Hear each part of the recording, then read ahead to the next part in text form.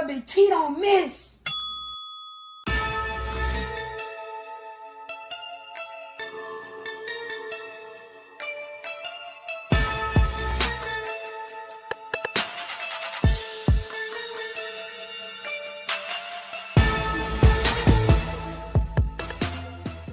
Bang, bang, bang, boy, shit break. On a hard thing, out of Alabama, you can add next say. Hello everyone, it's the Black Barbie representing the Hit Squad all the way from Ohio. So please like, share, and subscribe. Yo. I done met a lot of niggas in my lifetime. You can't keep it real with everybody, my nigga. Everybody ain't solid, everybody ain't 100. For real. Stick to your motherfucking self. These niggas ain't what they say they is. Know that? Look. I do this shit for my brothers and everybody that done died for us. Niggas say they gon' ride, when the time came, they ain't ride for us. Hitting licks on some hot shit with the same click, it was 5 of us. Niggas switched up like a bitch, say they'll die for you, but they lied to us. Make room for the real, all that other shit ain't got time for it. Mama still paying bills, till I get a meal, I'ma grind for it. Record labels all fake and gay, I won't sell my soul, I won't sign for it. Really cut from a different cloth, and new niggas only piss me off. Come around like they really down, but they only rhyme cause they mooching off it. Niggas pussy beat the coochie off it. Listen up when the truth is talking. Real niggas got morals, and the lame niggas don't hate. Rob, who take what? Bitch, I'm riding around with that K. Riding around with that long K. Fuck a Draco, yeah, it's wartime. We ain't doing no drive-bys. If you try mine, we knocking doors down. I ain't saying I'm the biggest nothing, but if we got a problem, I'ma handle that. Loud talk gon' get crunny smacked. Turn this fat ass to a punching bag. Niggas saying it's on go when they see a nigga. Well, bitch, I'm a lunching pad. Hot shit for you fuck niggas. All love for the real niggas. Even if a nigga went blind and got paralyzed, I wouldn't feel niggas. See the pain in my city eyes that they traumatized and they still getting it. Forever smoke on Mac bands, long live smoking bean. But most of all, the one that hurt the most, goddamn nigga took the king. Wake me up, I know it's all a dream, but this real life and I'm stating facts. If I said it, nigga, then I meant it, nigga. If it's out my mouth, I won't take it back. Rap niggas know what's going on. I'm the hottest shit since Tupac. I'm in Tupac and I'm too hot. Nigga, you not, I'm a fuse box. Yeah, nigga, I control shit. Y'all ain't better than my old shit. Tell them folks on no shit, on oh shit, this bullshit. I done kept it too real, but never got it in return. It's fucked up how we live, well I guess it's what I gotta learn. And they ain't saying that I'm perfect, cause everybody got flaws. And they say the real in the graveyard or they locked up behind walls. Your closest homie can be your biggest hater and I ain't trusting shit, not at all. They laugh at you when you fall, get mad at you when you ball. They come around like they really down, but them niggas sour cut them off. Stand alone on your own team, be a grown man, that's a boss. I'm only here to get it real. If I ain't done it, I ain't speaking on it. Wake 'em up, cause this real. You can't learn shit cause you sleeping on me. Own homie tried to steal from me. The same one that said he killed for me. I never trust another soul going down that road, I be done kill something. Taking food out my kids' mouth will be the quickest way I catch a bid for something. Understand you gotta live for something, or you gon' die trying to live for nothing. Every dollar ain't meant to be chased, my nigga. Be patient, it's really coming. You don't work, you don't eat. I'm grinding hard, losing sleep. I'm taking joy to take the pain away, but somehow this shit getting weak. And the fact that niggas so quick to try you in these streets and thinking shit sweet. Niggas fags, they gon' fleet. In the meantime, I found my own grind, I got my own shine, and I spend my money on my own time. Bitch! I done kept it too real, but never got it in return. It's fucked up how we live, well I guess it's what I gotta learn. And they ain't saying that I'm perfect, cause everybody got flaws. And they say the real in the graveyard or they locked up behind walls. Your closest homie can be your biggest hater, they ain't trusting shit, not at all. They laugh at you when you fall, get mad at you when you ball. They come around like they really down, but them niggas sour cut them off. Stand alone on your own team, be a grown man, that's a boss.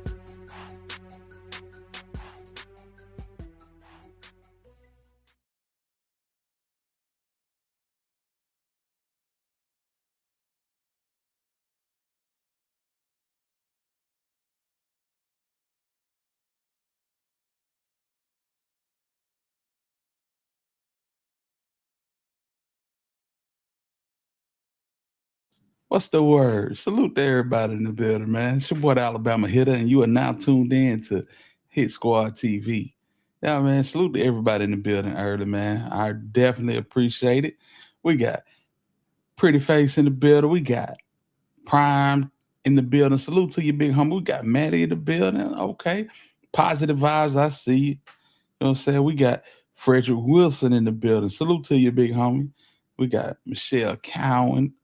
Salute to you. We got OG Cheveride in the building. And my dog and dog. Salute to you, Tonio. Yeah, man. We here tonight. We're gonna vibe a little bit, man. I hope everybody is good and in good spirits and just ready to rock out, man. Yeah, man. We got a few things to talk about. Crazy. Yeah, man. Birmingham most definitely in here. You know what I'm saying? We went out yesterday to see Guuci Mane and see how everybody was gonna act, man. And you know, in typical fashion, nothing really happened. You had a few people in the stands yelling "Free Pooh, Shiesty," you know what I'm saying? Which I thought was funny as hell. But you know, all in all, everybody, you know what I'm saying, they rocked out and had fun. You know what I'm saying? We got LeVar Stars. He said, "What up, y'all? Florida by the way of Mobile. Hey, salute to you, big homie. You know what I'm saying? Salute to you, man. Yeah, man. I wish I could stop through Mobile and give me some of that Hart's chicken. You know what I'm saying? Y'all don't know about it. Find out about it. ASAP. Yeah, man. But yeah, it wasn't really nothing, man. The crowd really wasn't receptive until, you know what I'm saying, he got into the playlist a little bit. And yeah, man, it was what to do about nothing. I didn't know Keisha K.O. was there. I did not know that until I got home. But I should have known because she's not going to let nothing move, nothing shake without Guuci, especially after what happened in Dallas. So, yeah, man, it's crazy, man. Crazy, man. I want to say something about this. I want to know what y'all think about this because I know I know how I feel about it. I'm just going to show it to y'all. And I want to know y'all thoughts, man. What y'all think about that, man? That's Finesse 2 times. And he has took the sample of I Know I've Been Changed. You know, 2-time winner secular artist. You know what I'm saying? If he wasn't a secular artist, I could kind of deal with that. If this was somebody like Lecrae or D1 doing this, you know, I could rock with it. Man, listen. Oh boy, that's how you know a person is not cultured. Damn. First of all, this the same dude that stood up in front of us and said, "Man, F God." Yeah. That man said, "F God." And then you come out like this. Now listen, everybody could change. But I don't even think 2 times is even a Christian. No, this shit ain't AI. 2 times ain't even a Christian, bro. I think he a Muslim, bro.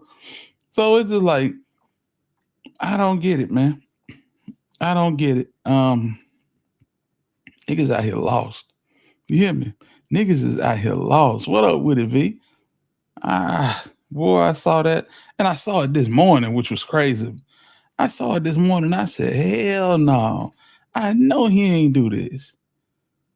But you know, this is the era that we in. People, you know, they got their own truth. They move to the sound of their own beat. And you know, if it's real to them, then it's real. You know, so boy, I tell you, it's a sad day, fam. It's a sad day. When nigga can sit up in the studio and listen to this shit and be like, hell yeah, we finna kill him with this. No, you're not, fam. Your ass is actually on a damn G5 to hell doing this type shit. You know what I'm saying? But salute to him. Huh? Salute to him, man. Yeah, let me see. Michelle said, I like the display 3 clowns, basically talking about Boosie and Guuci and Stupid Duke, man, Stupid Duke got 7 years after terrorizing the city of Memphis. I said, hey, boy, it's something wrong with this. It's something wrong with this. We're going to get into it a little bit later. You know what I'm saying? It said Ricky bumped that bit. Yeah, well, you know, yeah, go ahead. Go ahead. Everybody got their own beliefs on this type of subject, but man, listen, where I come from, you play like this, you go to hell with gasoline draws on. I'm talking about for real, for real. You know what I'm saying? But that's just where I come from, and that's my belief. So, yeah, man, shout out to you, Prime Time. Chocolate said, hey, hitter and chat, God will not be mocked. That's one thing that he will not be. That's one thing that he will not be. And you know what I'm saying? A lot of folk play with it and go down in a blaze of glory. That's all I'm saying. That God already turned him over. Well, you know, it's kind of like niggas live their life to a certain caliber, a certain way they want to live it, and they get delivered to themselves, you know? Yeah, instead of having that, you know, we used to see the little things on the we used to see the little commercials where they had the devil on one shoulder and an angel on the other shoulder. You know, a nigga go so long doing dumb shit, you won't have nothing but that devil on your shoulder. As a matter of fact, you won't have him because it ain't no reason for him to be there because you turned over to your own thoughts, your own feelings, your own truth. You know what I'm saying? And that's what you don't want. And I'm off my soapbox, but yeah, man, that is crazy. Man, I know y'all seen the thumbnail, y'all seen the topic, but before we go into what we got on the marquee for the night, I want to go over this, and I don't know. Listen, I don't know what the story is behind this, but I seen a picture, and I said, "Damn, what the hell happened?"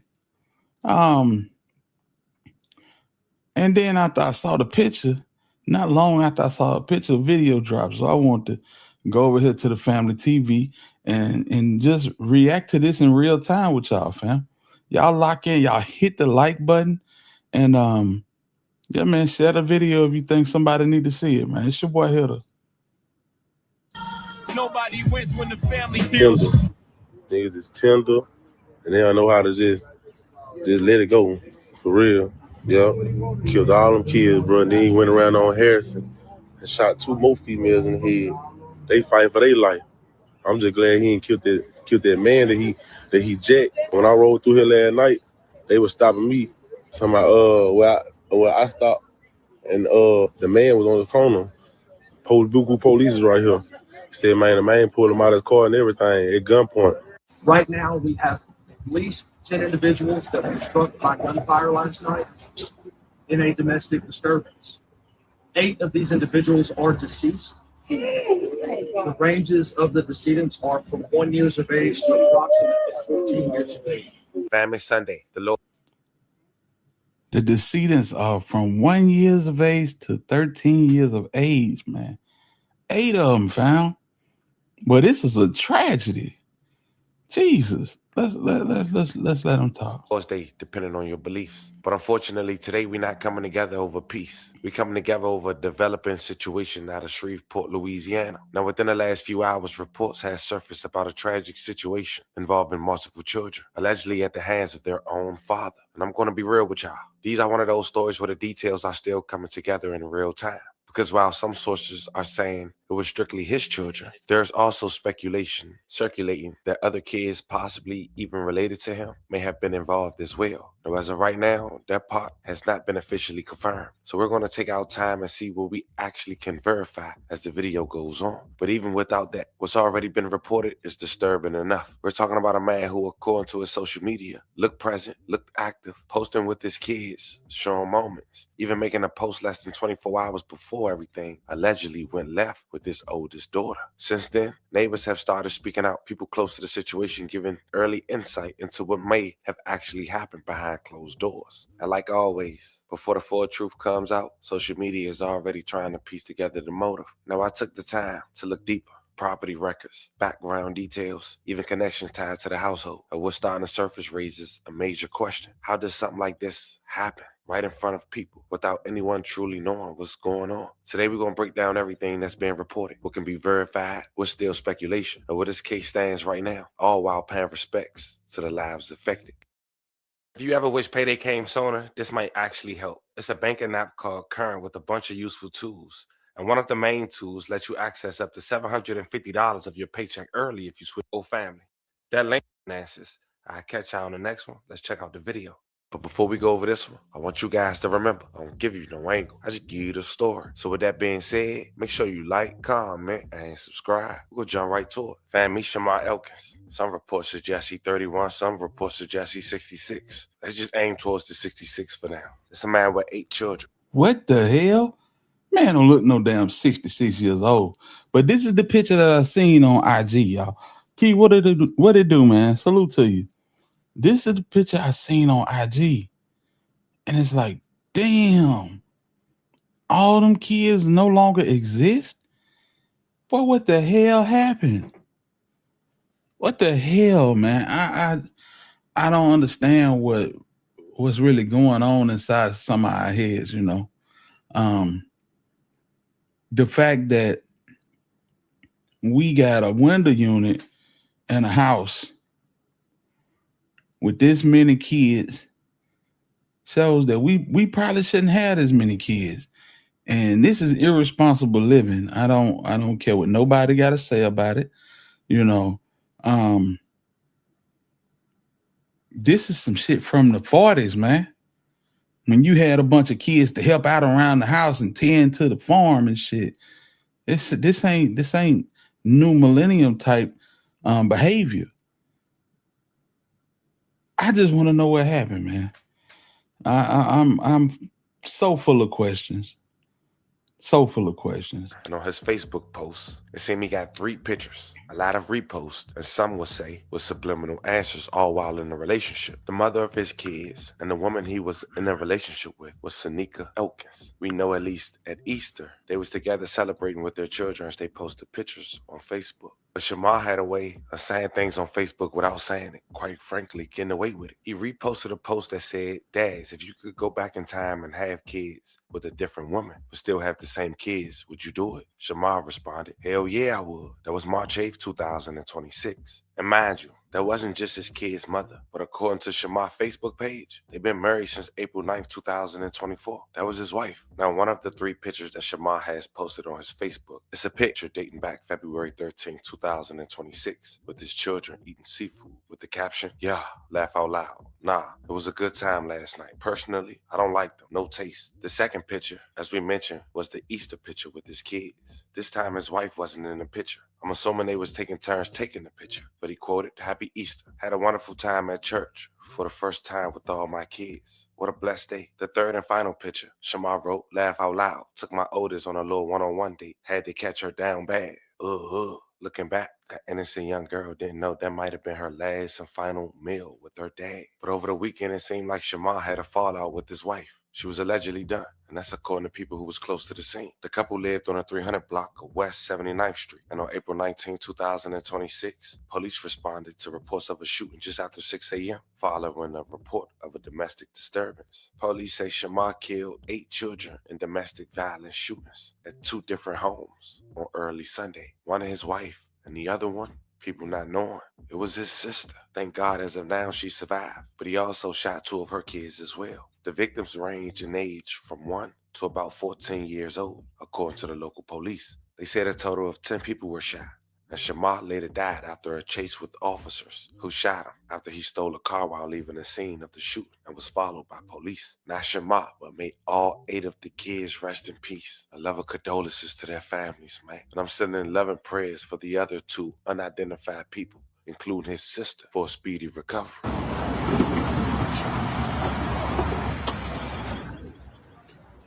I can tell how you driving on your people, huh? That's fucked up, cuz. Yeah, Brady.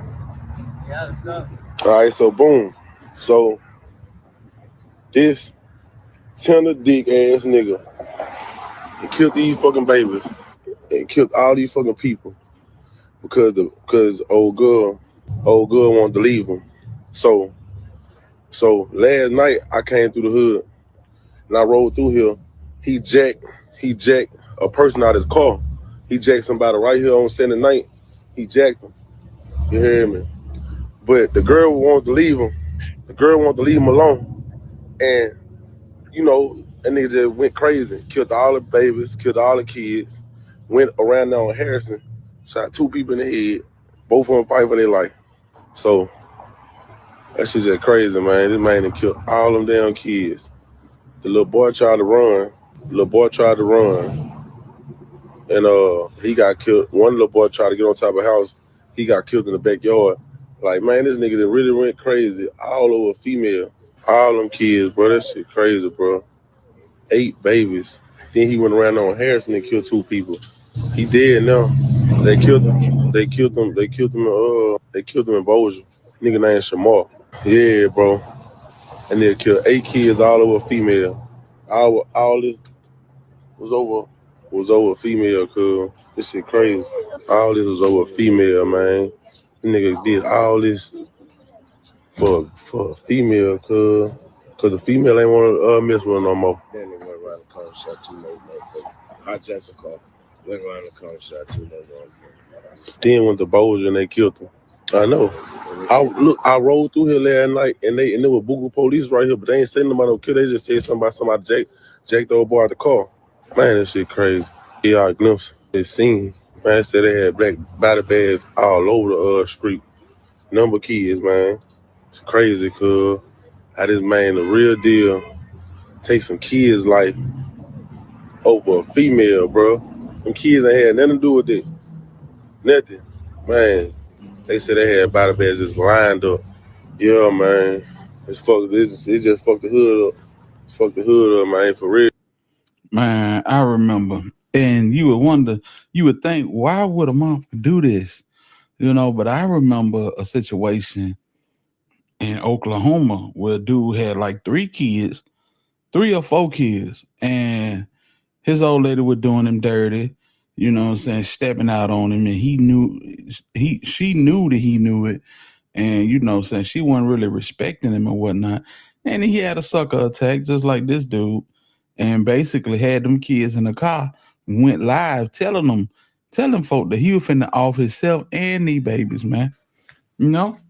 Crazy work, man. And I don't know why people act like this and move like this, but it gotta be something demonic, man.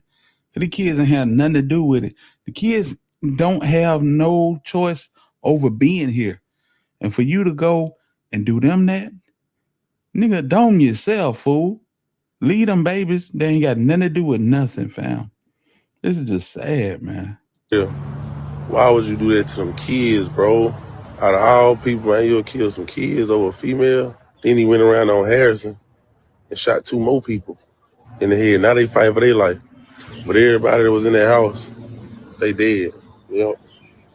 So 8 kids and 2 adults. Man, y'all watch what niggas y'all have around y'all for real. Cause them niggas give y'all a crazy sign like one of the kill trucks, hijacked the car on 79th, and then went on Harrison and killed 2 more people. This nigga killed 12 people in one night. He had a high-speed chase all the way from City Road to Bossier, and they killed him in Bossier. I wish that nigga would've went to jail. Let them niggas handle him. He wasn't even gonna eat, sleep, none of that. Man, it's crazy, y'all. Nah, that's real. And when something heinous like this happen, a nigga always end up offing himself, or the police do it. You know what I'm saying? I just wish a nigga could have seen his day in court. Him and them sharp ass teeth standing up down a damn jumpsuit, nigga, getting justice. This shit is horrible, bro.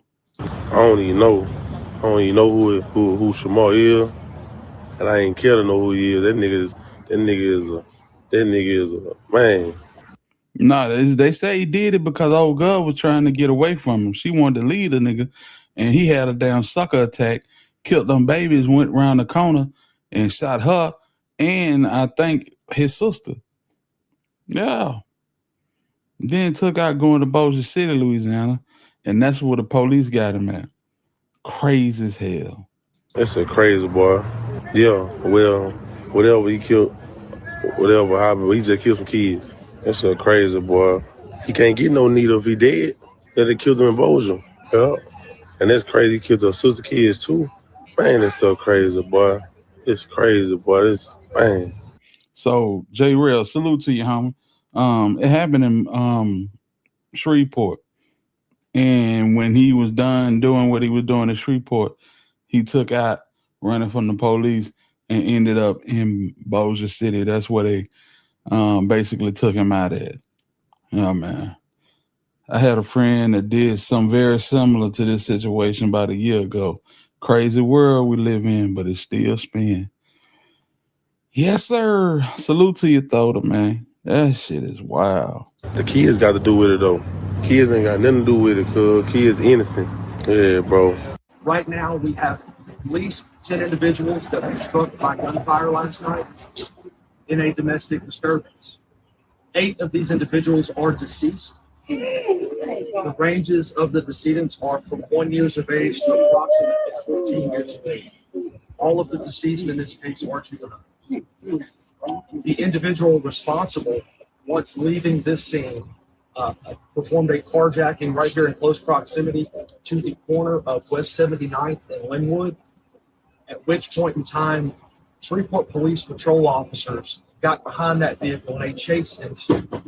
The vehicle was chased into Bossier Parish, and at which point in time, Shreveport police officers did discharge their firearm, and that individual is deceased.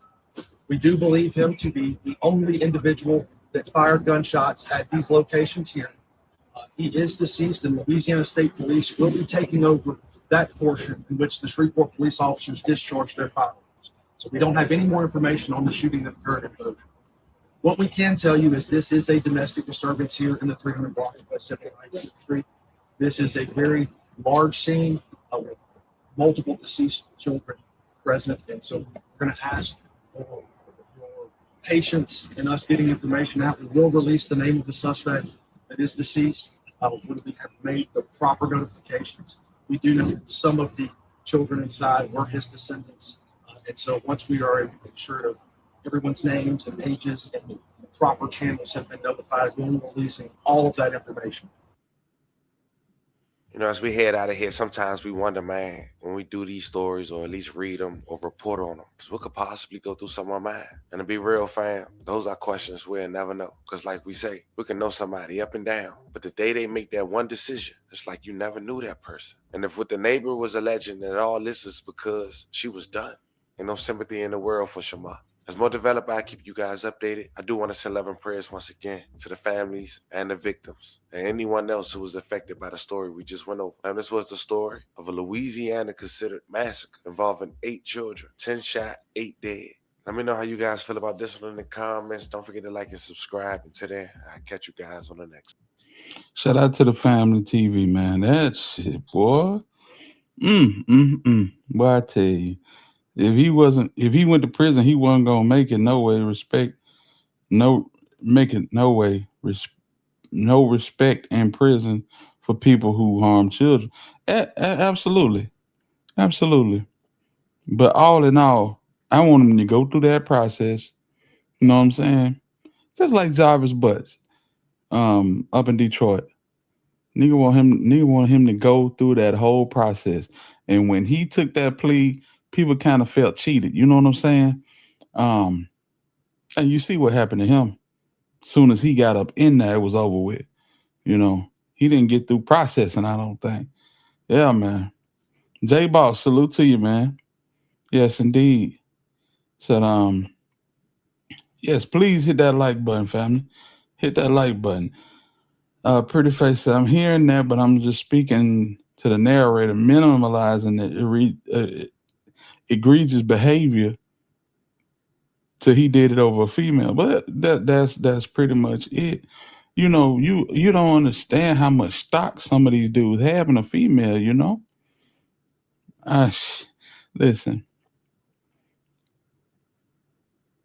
People have sucker attacks every day, and it's just the level that they go. Nigga put stock in a female, and I'm gonna tell you something. A nigga have a bunch of kids by a female and feel like he got a nail to the floor. She can't go nowhere. We got 8 kids together. Man, listen. Like they say in Memphis, if she gonna go, if she wanna go, you know what I'm saying? It ain't no stopping that, man. It ain't no stopping that. You know, I don't know what dudes be thinking.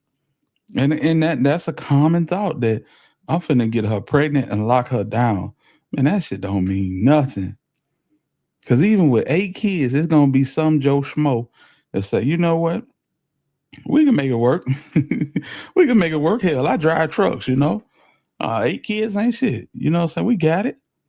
It just depends on who they run into. But people, they put all of their stock into to man. When I say man, I don't mean a man in general. They put it in another person. And another person gonna fail you every time. Every time. You gotta believe in yourself and what you bring to the table and know that God got you in any situation. You know what I'm saying? He gonna bring you out of any situation that you enter if you believe. Some folks just don't believe, man. That's why when people say that self-made shit, I be like, all right. All right. Don't give me no credit, fam. That's all. Don't give me no credit. Cause I'm human. I'm not infallible. No. I know who's in control. And once you know that, you just walk in that. A lot of people don't do that. And I fell victim to that sometimes.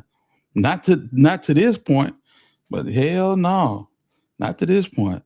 But I'm telling you, put all that stock in yourself. And when you get in that jam, you're gonna have to get yourself out. You know what I'm saying? Popping out to show love to my moderator for keeping my lives free from suckers, man. I appreciate you, big homie. Salute to you, man. Salute to you. Y'all go subscribe to SDB1218 on YouTube, man.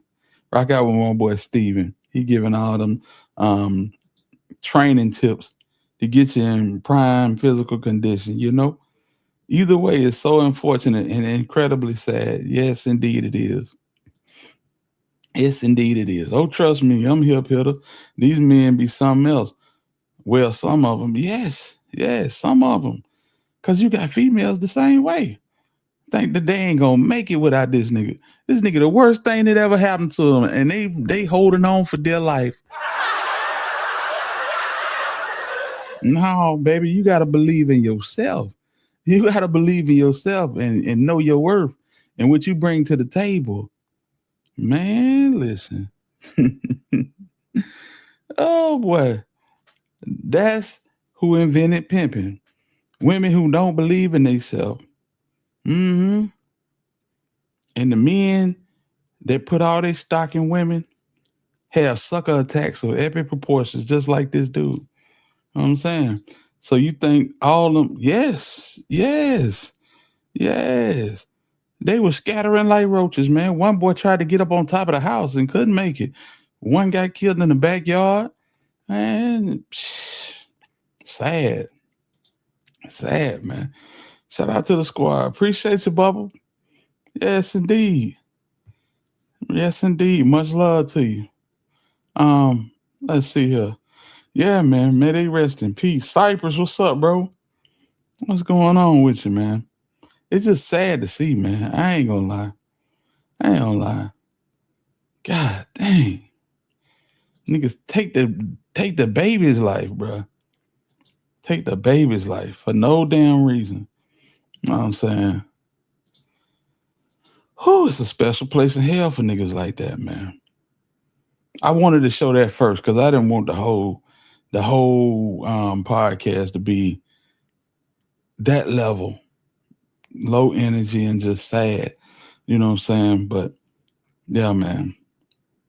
Rest in peace to them babies. I hope that the 2 women that got shot, I hope they can fight back. But Lord, they're gonna need some help. Allegedly, one of the women shot was his baby mother. And if that's the case, she gonna need super therapy for a long time. His squad salute. I'm still like, wow. Yeah, I feel you, bro. Yeah. I'm gonna choose my words wisely on that. Yeah, man, mine do too, bro. Mine do too. I'm telling you, hit the like button, family. Cypress TV is in the building. Salute to you, homie. What up, Hilda? What going on, bro? Can't call it, man. Just going through the Sunday sit down, you know. Little town hall type situation, you know. Yes, indeed. For sure, man. I'm just chilling, just sad to pop up. Shout out to everybody in the chat tonight. That's sad situation, bro. Sad situation all the way around. Yeah, it is. Yeah, it is. And boy, I tell you, niggas like that, boy, it'd be better if they had not been born. I'm sorry to say that, but it's real. I ain't never sorry to say that when you do stuff like that to children, bro. You got to go. Yeah, man. Real talk. All right, y'all. Let's check in with Guuci, man. Spoke here, boy. Oh, and it's crazy because I didn't think it was gonna be nothing to it. You know what I'm saying? I know we were going to see Guuci, but I didn't know, man, when we got in the car and started moving around, like, damn, this shit viral. Yeah. So let's check it out, man. Let's go. Pooh's case has officially entered a new phase. Because right now, this story is not just about what happened in Dallas anymore. It's about what both sides look like today. One side is still in custody, sitting with a new mugshot out there, after a judge refused to let him walk while the kidnapping case moves forward. A P reported that a federal judge in Dallas ordered him to remain in custody, pointing to the seriousness of the allegations, his prior criminal history and the home confinement violation issue. And then on the other side, you have Guuci Mane, not quiet, not hiding, not looking rattled. Instead, Guuci is out in public, back in Birmingham, performing at the Birmingham Stallions home opener, while fans show him love in his hometown. She saved my life before. Really? What happened? He can swim. He can swim. You got take a picture of 10-17. That's what's up. Y'all got it. Right, bro, get the picture from the citizen, baby. Bro, take the picture. You got it wrong. All right. I'm glad he's showing love to some people that he knew growing up. You know what I'm saying? 1017 is a real place. Hell, I'm probably 15, 20 minutes from it right now. But yeah, that's decent right there. Alabama in the building. It doesn't have to be speeding. A 30-mile-an-hour, fully loaded rig, and you race the car. Your airbags, your seatbelt, oh, they were never made to save you from that. Alexander Shannara trial attorneys know the truth. Trucking companies cutting corners, skipping maintenance, pushing drivers past legal limits, putting profits over lives. And when it all goes wrong, they deny, they delay, they send in lawyers to break you down. If you've ever been hurt in a trucking crash, understand this. You're not fighting a driver, you're fighting... Say hello to Miss Nunu. She's so gorgeous. Sign up to get free silver on your next purchase. Cute, very and you can get even detailed. larger incentives as you go. The more you learn. See, I don't like shit like that, bro. I feel like nigga be shitting on you when you do shit like that now. You know what I'm saying? DA, salute to you. I see you in the building. Yeah, rest in peace of them angels, man. But yeah. Man, they gonna spend all the Shiesties money. Huh? That's what I'm saying. When I see this shit, these big ass rocks and shit on their hands and shit, and you flaunting purses and shit, man. Nigga, that's big walk dog and enchanting and Shiesty. That's all them niggas money, man. That's all them niggas money, man. For real, that's Shiesty and maybe a little Fujiano money for real. Like, damn. Niggas is already saying, y'all niggas scandalous. Y'all done pocketed this man money. You know what I'm saying? The money that he did get was from a publishing deal that he just now got. You know what I'm saying? Golly, boy. eBay in the building. She said, and you think she ain't telling him to tell? Man, come on, man. You know it. The more you can.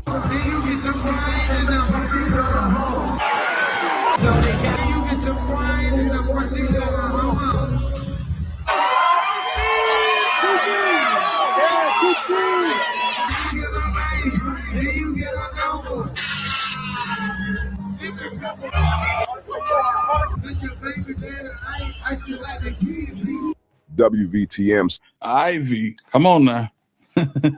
We know she was getting to it on her own, but was she getting to it like that? You seen that shit on her hand, man? Come on, man. Yeah, we all know the story. We all know the story how she flipped what he left when he got locked up. But it's like, damn, fam, that's crazy money right there. And then you take into account what this nigga got around his neck. Oh my goodness. Go ahead, Syke. Hold on. Said the atmosphere at Protective Stadium was electric, with supporters excited to see the Bessemer native perform halftime. That contrast is the video, because once you put those two images next to each other, Pooh locked up and Guuci outside, the story starts feeling a lot different than it did when the first arrest headlines dropped. And Guuci being outside is not just a random appearance either. The timing matters. WVTM's coverage made it clear this was a feel-good hometown moment. Birmingham got its home opener, Guuci came out as the halftime act, and the whole thing looked like a public celebration. Say it's wasteful, honestly. That's what I'm telling you. It's hella wasteful. And then but you can have disposable income when you got 4 or 5 niggas income coming in straight to you and you shaving that shit off the top. Yeah, that's the part, you know what I'm saying? It ain't just the fact that, you know, I know she had a hustle by herself and a dope work ethic about herself, but it's like, damn, these niggas complaining about money and you niggas popping out like this? Yeah, that's a slap in the face, man. They should have most definitely do it now, cause like they call like bro locked up, so they should get all the bread. Right. They ain't a campus shot they finna miss right now. Facts. So they still hollering Guuci. There's a lot of folks out there hollering free Pooh Shiesty. Yeah, for real. In my section especially, they were hollering free Pooh Shiesty. But you know, this shit go on. You know what I'm saying? He go through his song list and he plays something that you remember and you know what I'm saying? Niggas went to jam and they weren't on that shit. You know, it was a lot of Memphis folks that said they were coming. Chopper Gang said they were coming. You know what I'm saying? Come on, Chopper Gang, show up, baby. I said, what? If them niggas come down there, they want to. It ain't gonna end well. But ain't nothing happened out the ordinary. Everything went off without a hitch. You know what I'm saying? This shit here, boy. I'm just saying. Very, very impersonal. You know what I'm saying? He performed his songs. He didn't say nothing. You know what I'm saying? He didn't even say like thank you Birmingham or nothing. Like, he just did his song very cut and dry. When they interviewed him, he didn't say nothing out of the ordinary or nothing. It was just straight cookie cutter. For anybody could have answered them same question the same way. You know what I'm saying? What's up with it, K Dizzle? Salute to you, homie. That matters because a lot of people expected Guuci to disappear for a minute after the federal allegations blew up. Instead, he is still stepping out in front of crowds, still moving like his confidence has not changed and still showing that he has not let this case push him into hiding. Then, when you add in the screenshot you sent showing Guuci reuniting with the woman who saved him from drowning as a child in Birmingham, it pushes that emotional side even harder. That image gives the video heart. Because now Guuci is not only the alleged victim in a federal case, he also looks like a hometown figure being embraced, remembered, and protected by his own story. That is the kind of thing that changes audience emotion fast. It takes him out of just industry boss in a legal mess and puts him back into real person, real roots, real support. And when that is the image on one side, it makes the other side look even colder. Because Pooh Shiesty's side of the story right now looks rough. AP says prosecutors allege he set up the Dallas meeting over his 1017 contract dispute, and the judge kept him in custody after finding substantial evidence and pointing to his earlier firearms conviction plus the fact that he was already on home confinement. That is a brutal combination. Then your mugshot screenshot adds another layer. That picture changes the feel of the whole story. It is one thing to hear that Pooh got denied bond. It is another thing to actually see him looking frustrated, drained, and back in the system after people thought he had another chance. I'm telling you, this shit right here, this picture right here, this is probably gonna be a legendary picture. I'm just gonna keep it a buck, man. This is probably gonna end up being a legendary picture because there's not gonna be many more that we're gonna see of Pooh. You know, as the situation go on, and you know what I'm saying, if he's convicted and he go down that road, you know what I'm saying, you'll see pictures then. But this one, it's gonna be legendary for all the wrong reasons, I'm afraid. Hot new. Hip-hop also reported that his new mugshot started circulating after he was denied bond and remained in custody. And that is what makes this follow-up worth posting. Because audiences do not just react to documents, they react to image shifts. A few months ago, the story was that Pooh got out and still had a lane. Now the image is a mugshot, custody, and a case that could bring life if the government wins. That is a massive public fall, and visually, it hits immediately.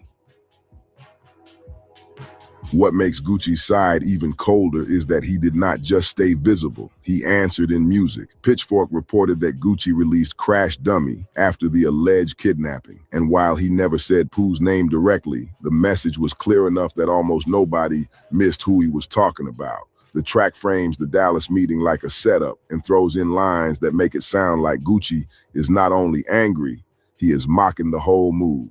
Fox 4 and Hot 97 both treated the song as a direct response to Pooh staying in custody. That changes the energy too, because once Guuci goes from being the alleged victim to the guy putting the message on wax, it stops feeling like he is just reacting.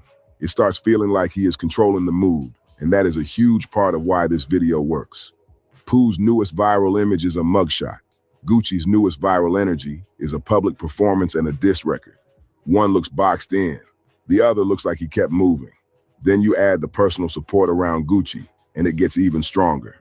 Your Keishia screenshot is perfect for that. She posted, "My husband is my world, and I'll for Ava ride for him, Mrs. Gu Wop." That is exactly the kind of simple— Damn, my nigga, you ain't had to say it like that. Yeah. I like the original voice too, but niggas get lazy. They can do this AI shit.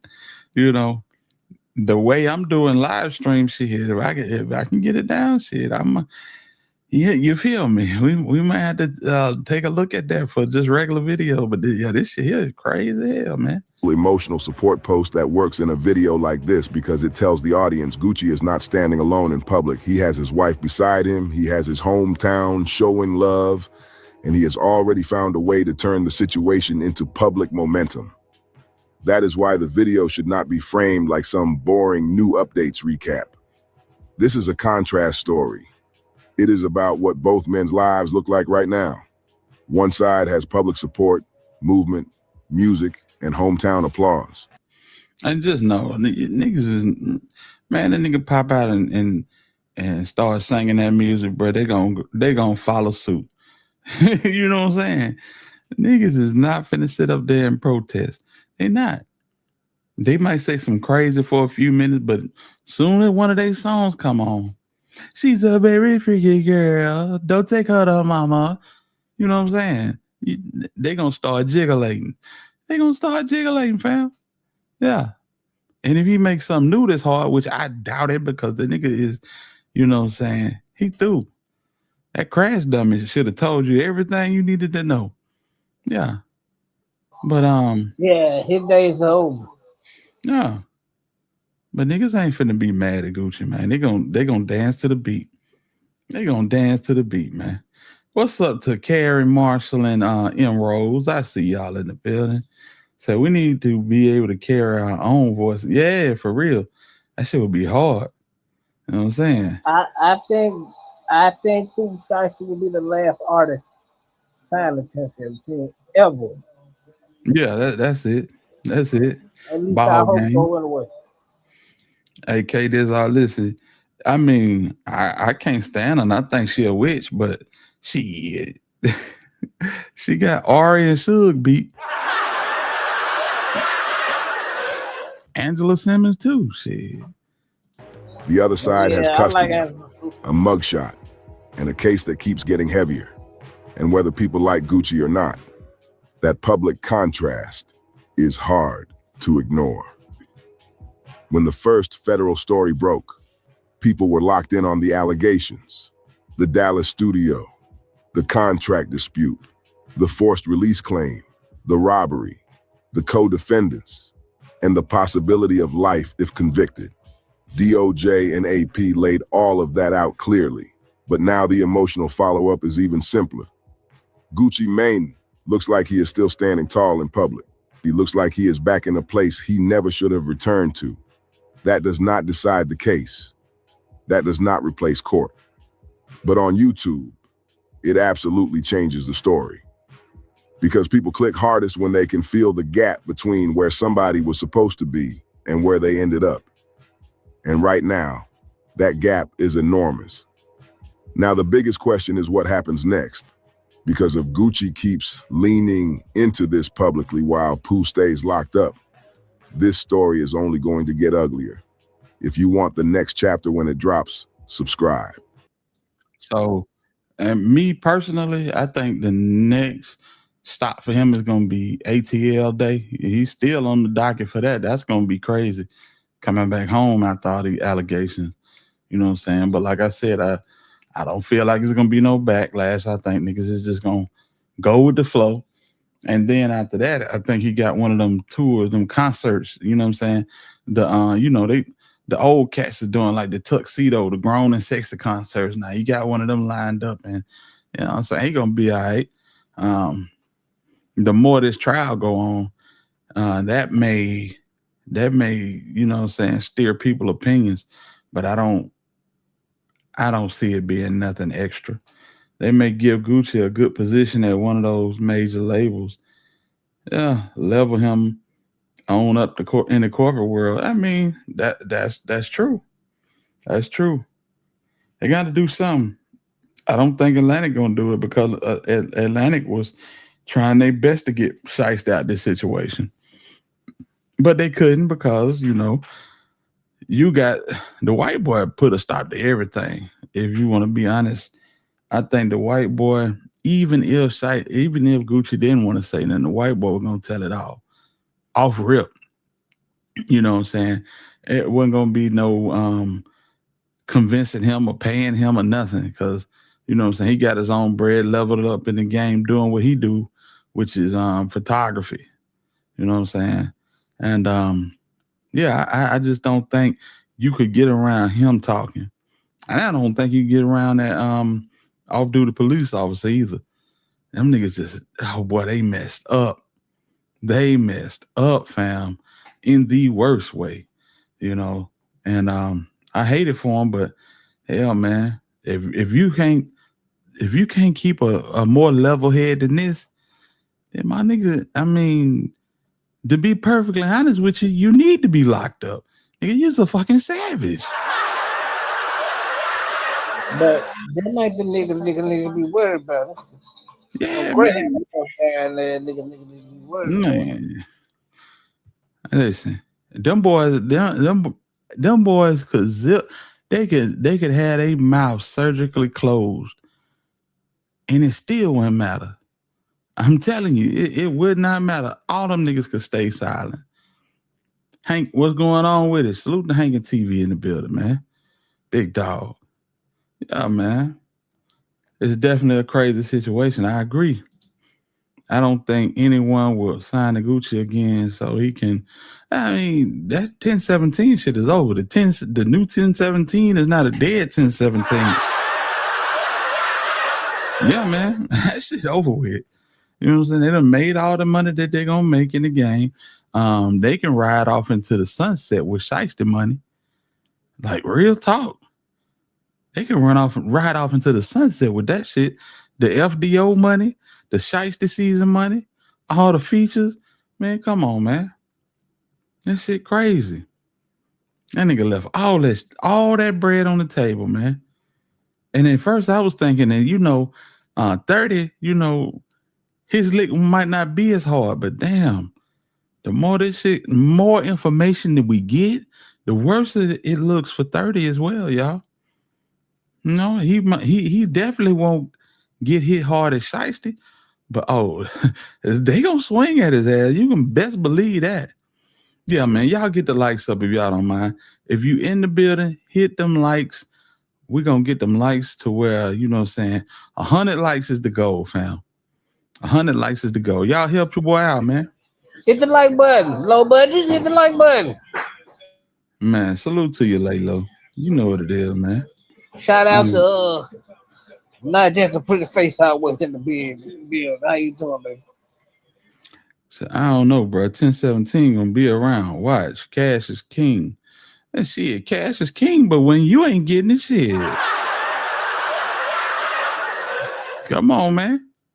That's the reason why ain't nobody signed to Rap-A-Lot Mob Ties except 2 convict niggas that didn't know no better. Like, for real. Think about it now. You're not going through this shit. Yeah, they just heard $1 million. Break out the ink pen. They got no lawyer in there. So you got to understand the fact that a nigga that, got something to lose and got a little bit of education on this shit, they not signing to no 1017.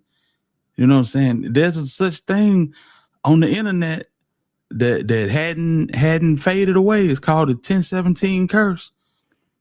Now people believe that shit for real. And Rap-A-Lot Mob Ties, Lord have mercy. The happy nigga on Rap-A-Lot saying that them niggas ain't paying him. You got one that's begging to get out of contract, and the other one saying that he happy on the contract, but shit, they ain't paying me nothing. This is my money. I'm making this money on the side. Go ahead, Si. Yeah, that's even worse. Yeah. So yeah, if you got something to lose, you're not signing to either one of these labels, man. This nigga, Guuci Mane just upped and said, you know what? Everybody on the label dropped. Hell no. You gonna drop everybody on the label except for Pooh, Shiesty, and Fujiano? Yeah. And then Shiesty robbed you like a goddamn fool. That's the type of shit that don't make nobody. Why the hell would I sign to you and I done just seen you drop all your artists for nothing? Talking about y'all can go and, you know what I'm saying? I done already talked to y'all lawyers and, man, nigga don't want to go through that. You think about everybody that he dropped. Ain't none of them niggas bounce back. Big Walk Dog, he trying his best to bounce back. You know what I'm saying? Yeah. Well, yeah, he dropped TLE Cinco and that nigga from Bessemer. Hey. That nigga dropped all them niggas. Mac Critter, Set. Yeah, he said the money one had up basically some of the words what he was saying. Yeah, he was saying that he checked his profits and losses, and his losses was more than his profits. Well, I can't tell the way you niggas be popping out. So icy. Yeah, your P&L looking good to me. Yeah, starving artist shit. God had been doing it for years. 1017 will be okay. They will be okay. But guess what? CMG makes stars. These niggas go to jail or to hell. That's the difference. I'm sorry to tell you. Them niggas go to jail or to hell, fam. Niggas ain't lining up for that type shit. There's been too many niggas that done seen how this nigga hop in your DM. This nigga don't even bring you up to the office or nothing. he fucking hop in your DM, then pull up on you, give you a chain and a couple dollars, and now you on 1017. Oh, you need something else? You need a push? No, bro, we give you a chain. We're going to give you a couple of dollars. We might give you a feature if I like what you're doing. I mean, we done seen it. Oh, Fujiano gonna be begging to leave. He gonna be begging to leave, fam. It said that 30 sent the footage to, I don't know who you talking about. Pooh needs somebody with some sense Are in they the throwing jabs at Gotti again? Yeah, I mean, I can't substantiate none of that. You know what I'm saying? I don't know who the footage went to. Footage went out. You know what I'm saying?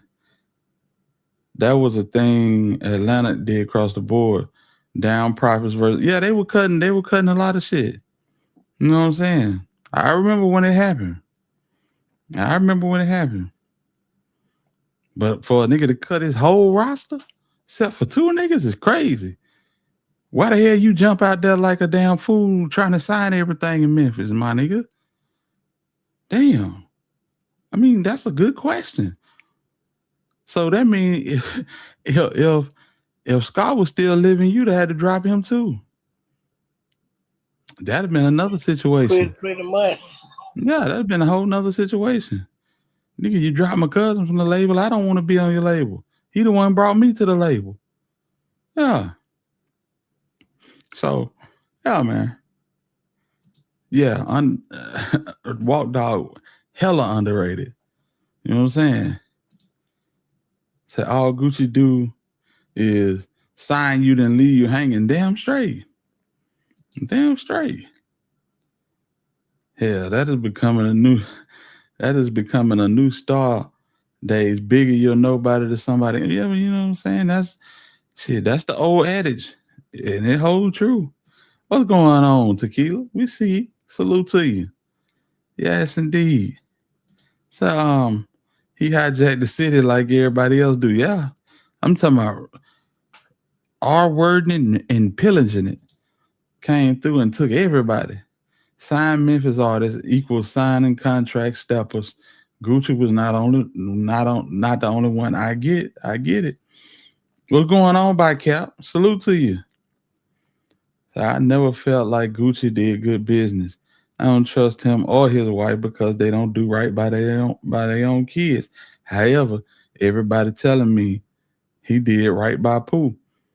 Yeah, I think Pooh felt that way too. And shit, I'm not gonna lie, honestly, before Pooh went in, Pooh was having it his way. He was having it his way. Anytime you on stage and 40 bands fall out your pocket, nigga, you having it your way. Like, for real. So eventually he gonna need something. Shiesty money ain't gonna last him in jail with nothing dropping. That's true. But we'll see how it play out. Let's check this Boosie situation out, y'all. This shit here, it's kind of crazy too. Shout out to my dog Music 101, man. We finna stop by and see what he got going on, man. Salute the Music, man. One of them wrench mob moderators, man. Let's get to it, man. Here we go. He's back. You know what it is. I'm back in the nap. Naptown, I'm back. No, you're not. No, you're not. Nah, look like it won't happen. Your boy Boosie Naptown show canceled after a local rapper, Glock Fetty, in the community banned him from coming to the city after he allegedly dissed and tried to blackball all janky promoters from Naptown. Smash that like button, subscribe to the channel while I explain how we got here. This your boy Music 101, the street reporter, and I'm back with another video. Let's get into it. Last year, Boosie's daughter got into it with a promoter and a fight broke out after she wasn't paid all her money for a booking. Boosie spoke out and said he would not be performing in Naptown no more and encouraged all artists not to do business with Naptown promoters. Naptown broke. Cause I ain't got money, ain't got no back end. Niggas just ain't got money, bro. Just broke. Can't get promoters in Naptown, bro. Like, I'd rather y'all take my than take my daughter. I'm not coming back to Naptown. It's over with for Naptown. Appreciate all the love y'all showed me through all the years, but I'm not coming back to Naptown. It's over with. You want me back, nigga, gotta pay that time for what they took from my daughter. Man, they ain't take shit for real. You know what I'm saying? So you got Aviana going up to Indianapolis to do, which y'all done seen her do 1,000,000 times on Facebook and IG. She go up and listen to new artists and they judge them. It's kind of like an American Idol type situation. And she got up there. Dude gave her some cash. Didn't have the whole back end. Say he had to go to the bank and get it. You know what I'm saying? A whole bunch of shit. Bunch of confusion. Young dude not handling business correctly.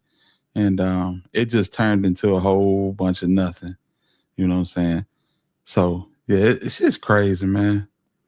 My bad. Hilda shouldn't have came on that energy.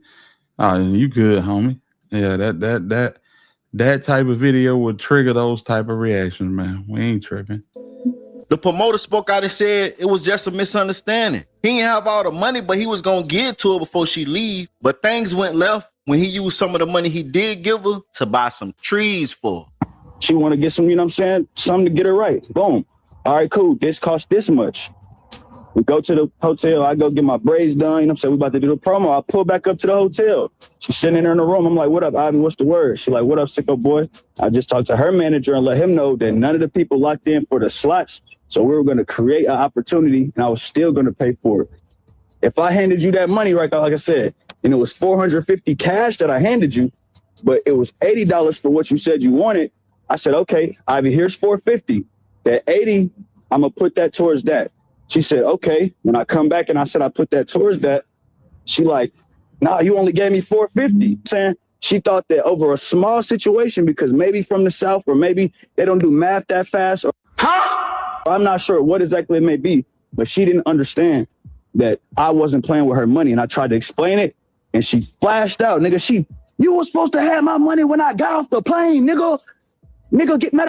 I'm looking at her like, hold on now, like the money's here. I just put it on the table, and mind you, my uncle, I just had like $2,700. Long story short, it was $190 short cash. She didn't even let me get the opportunity to talk about the money that was coming in the door or nothing. She just, and this short right here, and flashed out, took it to the max level. Then she went as far as to tell me, matter of fact, get at the Airbnb. Y'all remember this from last year when Aviana went up there and, you know what I'm saying, had a little incident with this dude. This dude being a promoter, got her from the airport, didn't have all her money. And then instead of going to get her money and coming back, the nigga went and got his braids done because he had to get his braids done. You know what I'm saying? Nigga sound like Russell Red Incorporated and Jelly Roll. You know, there's just a bunch of shit going on and a lot of confusion, man. And it made Boosie pop out because he was in his feelings about his daughter. Until we start Twitch streaming, you know what I'm saying? When she said that, I'm like, okay, she pushed me, put her hands on me, you see what I'm saying? Now it's different. We done came down here, supplied y'all with car, ride, we paying y'all money. All you gotta do is just sit and judge our artists, blah, blah, blah. And you tweaking on me about a misunderstanding, basically. And like I said, it's not something that I escalated with her. Unc came back up the stairs like, hold on, nephew, what's going on? I'm like, they in there tripping right now, Unc. And I'm already past it because if I would have put my hands on Ivy, if I would have pushed Ivy, it would be a totally different story about a miscommunication. So yeah, they gonna Marlo Mike your ass. Get this bitch. That come out of my mouth after a past anger because, mind you, I'm not even a disrespectful person. I don't even call females shit. You know what I'm saying? So I got to be mad. At this particular time, Junior Boy, her manager, after he didn't say nothing the entire time, grabbed my shirt. Now we standing here at a standstill, grabbing each other, looking at each other crazy. Now it done escalated past just talking. You see what I'm saying? To where it's no more of a point where this is even a miscommunication. Shortly after, a rapper that go by the name Glock Fetty dropped a song called No Fly Zone, telling Boosie he can't come back to the city unless he apologize. And if he do come back, shots will be fired. And the city backed his word. Boosie, I like Webby anyway. Over Boosie, I pick Webby any day. These pussy niggas keep on down in my city like we ain't got them 100 rounds in them 50s. Fast forward a year later, Boosie posted this video on Instagram. He's back. You know what it is. I'm back in the nap. Naptown, I'm back. July 19th. You already know it's a sellout. Boosie back in town. Man, we finna cut up so bad. Oh, Naptown, we finna cut up so bad. You know, I ain't even gotta sing my music in Naptown. I can put the mic in the crowd like this. I'm back in the nap. It's a party, man. All the real niggas in Naptown in the building. I raised Naptown. Yeah, I raised Naptown. You better ask about it. It's going down. Naptown, bad on deck. We popping. Hey. I'm happy as a bitch. See, I don't know why he said he raised Naptown. For one, these niggas already don't like you, fool. You giving a terrible taste in the mouth of some people that already got a sour taste in their mouth towards you. You know, and this is the blind side that Boosie don't be realizing. You know what I'm saying? Niggas love to hear Boosie opinion. It ain't because it's always right. It's because sometimes that shit just be dumb as hell and he be real loud about it, man. You know what I'm saying? So shout out to Hatch, but yeah, I wouldn't have never tried to go back to this place, man. Like for real. And you done already told these folks that they gonna have to pay you 4 times what they owed your daughter. Man, all money ain't good money. You go your ass up there and get ambushed, and that shit do happen now. I'm back in the nap, man. July 19, La Flocka, nigga. Boosie boo. When he made the announcement, some people was happy and some people wasn't going for it. Someone said, whoever booked this dude, please don't tell me y'all from Nap. After what he said, should no promoter in the city that's from Nap be booking dude. Somebody else said, y'all supposed to cut his water off. Tripping. Banned. Someone else said, we didn't forget. Now, the promoter that got into it with Boosie's daughter, he spoke out when he heard that Boosie was coming back to the city. And this is what he had to say. All right, what's going on, y'all, man? It's your boy, Sicko Boy from Hit the Stage, man. I'm coming on here real quick, man. It's probably going to be 5 minutes or less. I just want to say a few words on behalf of the situation. I've been seeing that it's coming back up that Boosie coming to the city of Indianapolis here soon, you know what I'm saying, for a show. And I just want to say a few things about it, man. Get my honest opinion on it real quick, you know what I'm saying, and then I'm going to let it go wherever it go. I feel like as a city of Indianapolis, you know what I'm saying, we all know what happened for the most part, so I ain't going to give the whole story, the whole rundown. But I'm going to speak on a few different topics that I've been seeing as far as, you know what I'm saying, some highlights. So first and foremost, man, I've been seeing a few people siding with the whole situation due to the fact that Boosie, you know what I'm saying, is supposed to be getting some grace because of what happened with his daughter. And I want to start with that situation being that that's where it originated from in general. I think that with Boosie, you know what I'm saying, standing up for his daughter, I think that that's something that we can all acknowledge as parents, because I'm a father as well. I got a young daughter. If she came to me with a story, you know what I'm saying, or if she told me something that I wouldn't be, you know what I'm saying, proud to hear, or something that would scare me, I think that I will react in any way, you know. The problem with this dude is we don't give a damn about nothing he talking about. Like, for real, bro, this shit ain't got nothing to do with you. Your whole situation passed. You don't have to say nothing about this. But now you chasing clout. You chasing clout with your curly hair ass. You really inserted yourself. Don't nobody care about what you got going on, man. I hate niggas like this, bro. I'm saying as a father, so I do think that that's something to acknowledge. But I just want to go back, like I said, briefly on the root of the story, because I'm not going to tell the whole story, but I do think that there was some situations that got misconstrued. He's saying basically that his apology won't be able to happen because that he feel like somebody fat-mouthed to his daughter with a gun. And I feel like I just want to clear my, you know what I'm saying, my space.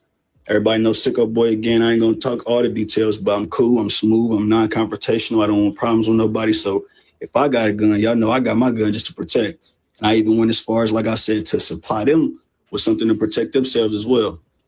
So now I got 2. If I got 2 weapons and I'm resolving the issue and I'm taking them away, of course I'm going to have weapons on me to where it's not me making it a scene about the weapons. If I got guns, the guns was the least of the factor. That's to get safe. That's to make sure that they don't got a gun, I don't got a gun. 24 hours. Yeah, I had to fast forward that. I'm not finna listen to this nigga talk. Nigga, you ain't even a factor in this situation, bro.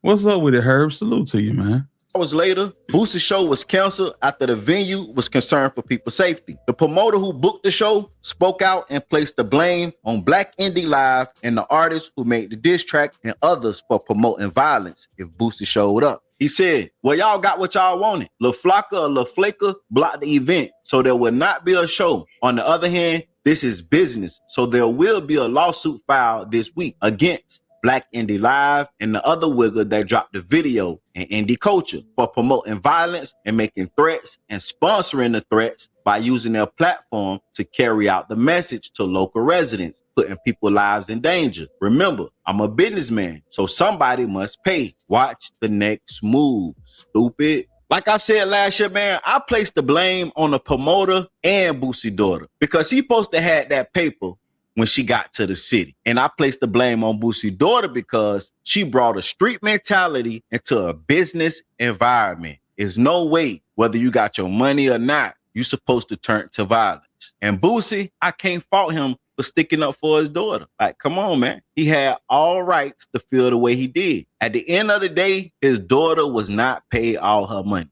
Point blank. If the promoter had her money, misunderstanding or not, none of this would have occurred. So I can't blame Boosie for riding for his daughter. How you want me to apologize for some shit I'm not sorry for? Like, make it make sense. But y'all get in the comments and tell me what y'all think about this whole situation, man. Like, comment, subscribe, turn on all post notifications. It's free. Do it for me. Shout out to Music 101, man. I'm always coming with the good content, man. My dog right there. I agree he was tweaking. Damn right he was tweaking. Nobody want to hear all of that, bro. Damn. This shit was righteous about Boosie and the nigga that made the diss song and the promoter.